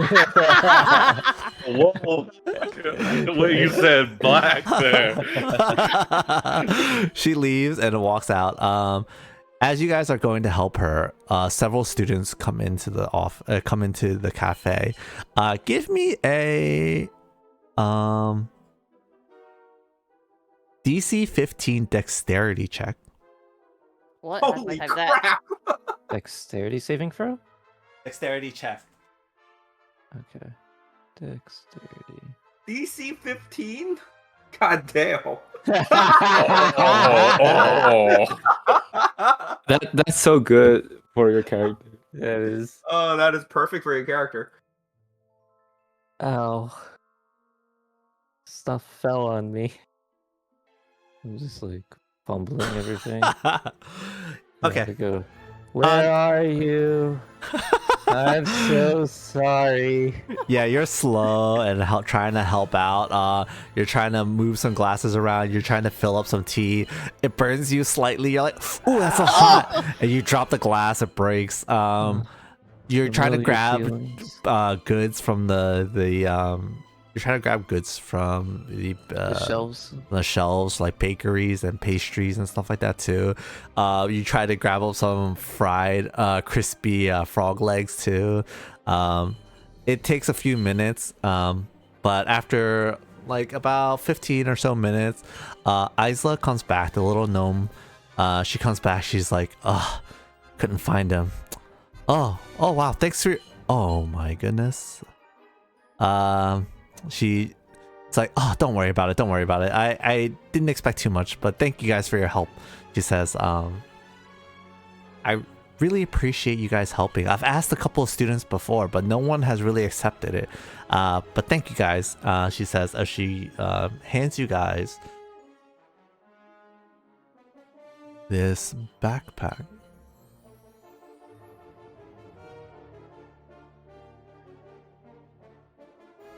Sunny, get her bag of holding. Nice. Who wants to hold All on to my it? books. Sunny could have it since I got the healing potion. Okay. Just look at Sorynthia and be like, the painful part about doing your best is when nobody notices it. Jesus.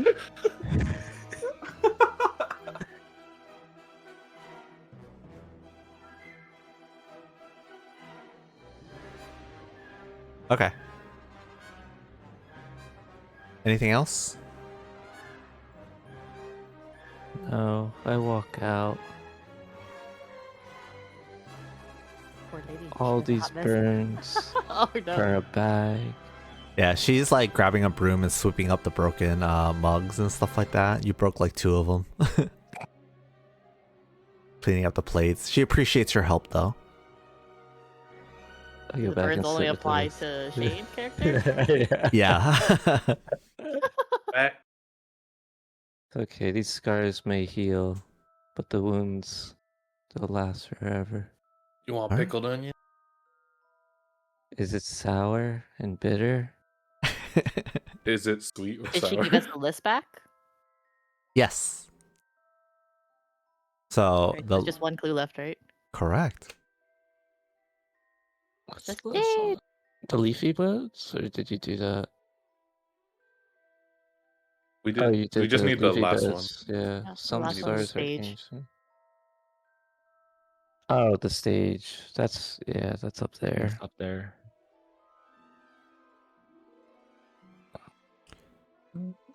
Oh, there's another bush area up here.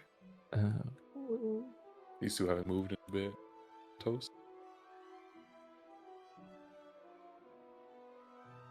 What's this Chad looking dude? You know what? Looks No like a one has to magic wake card. the other two. We can just let them sleep. Sal's passed out. He really is. Oh, in real life? Potion accessories. This is pretty common when the D&D says it's good to sleep. Yeah. We are wrapping up. I just wanted to see if you Yeah. guys could finish the last clue. Yeah. We'll just say the snake is taking a a nap in the Yeah. grass. Is Edhrig also taking a nap? Yeah. Yeah. He's hugging that thing. Bush. Baby bush. Hugging my little cuddly plushie. All right, give me. All right, so you guys walk up to this impressive-looking stage. It is there are magic steps that lead up to the stage from the floor of the library. You see an impressively lavish stage with curtains drawn back as if to reveal performers on the opening night of a major production.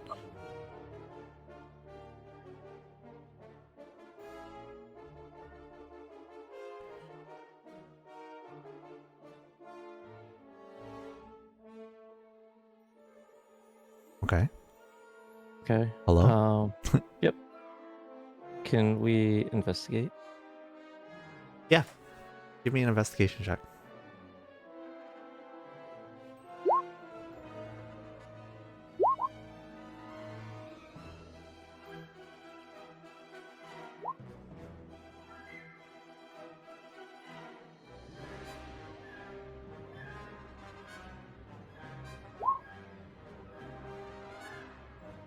Okay.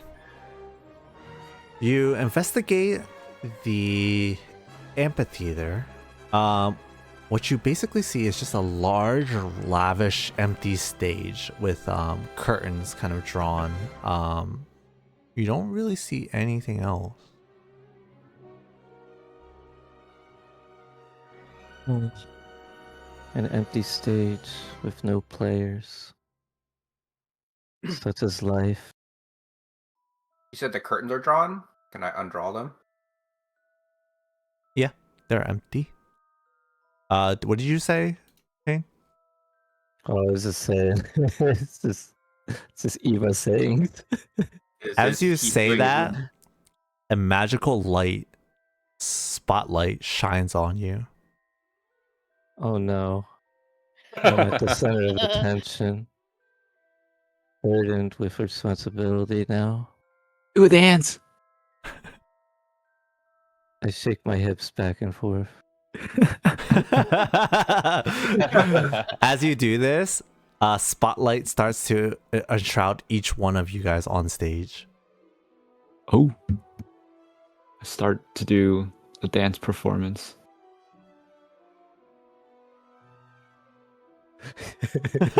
Do you want a performance check? Sure. You can do that.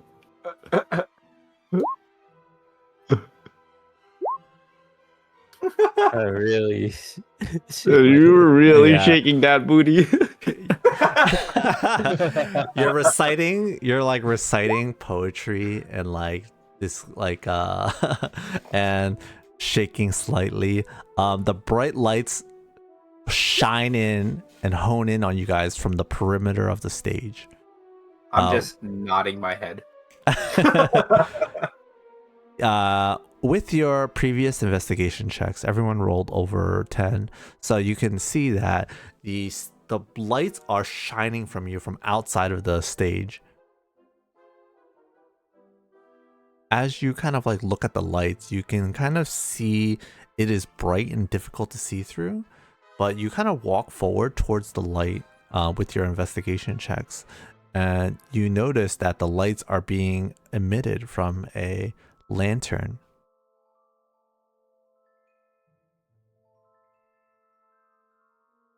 What's the lantern?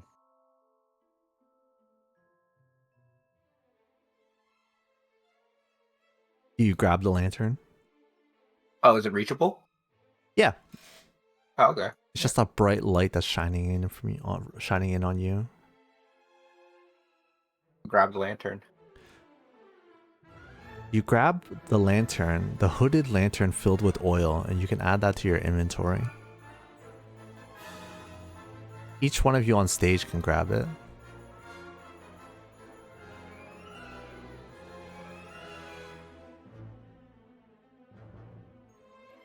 How do you... Sorry, what is it? Hooded lantern? It's a hooded lantern.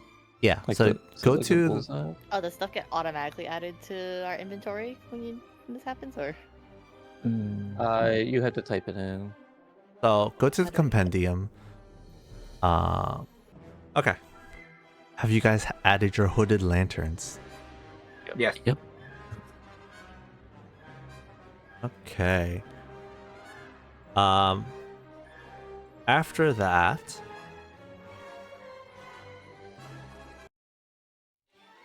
the joyous and energetic atmosphere of the first floor is shattered by panic shouting. That trunk! A young elf screams, pointing towards the stacks as she runs by. That trunk has teeth! Please, anyone stop it! Chaos erupts in the library as students stream in all different directions. Their books and papers flying as they shout in fear. The only faculty mages in sight are trying to deal with panicked students. You can't just let some monster ruin the first day of classes. Time to step up.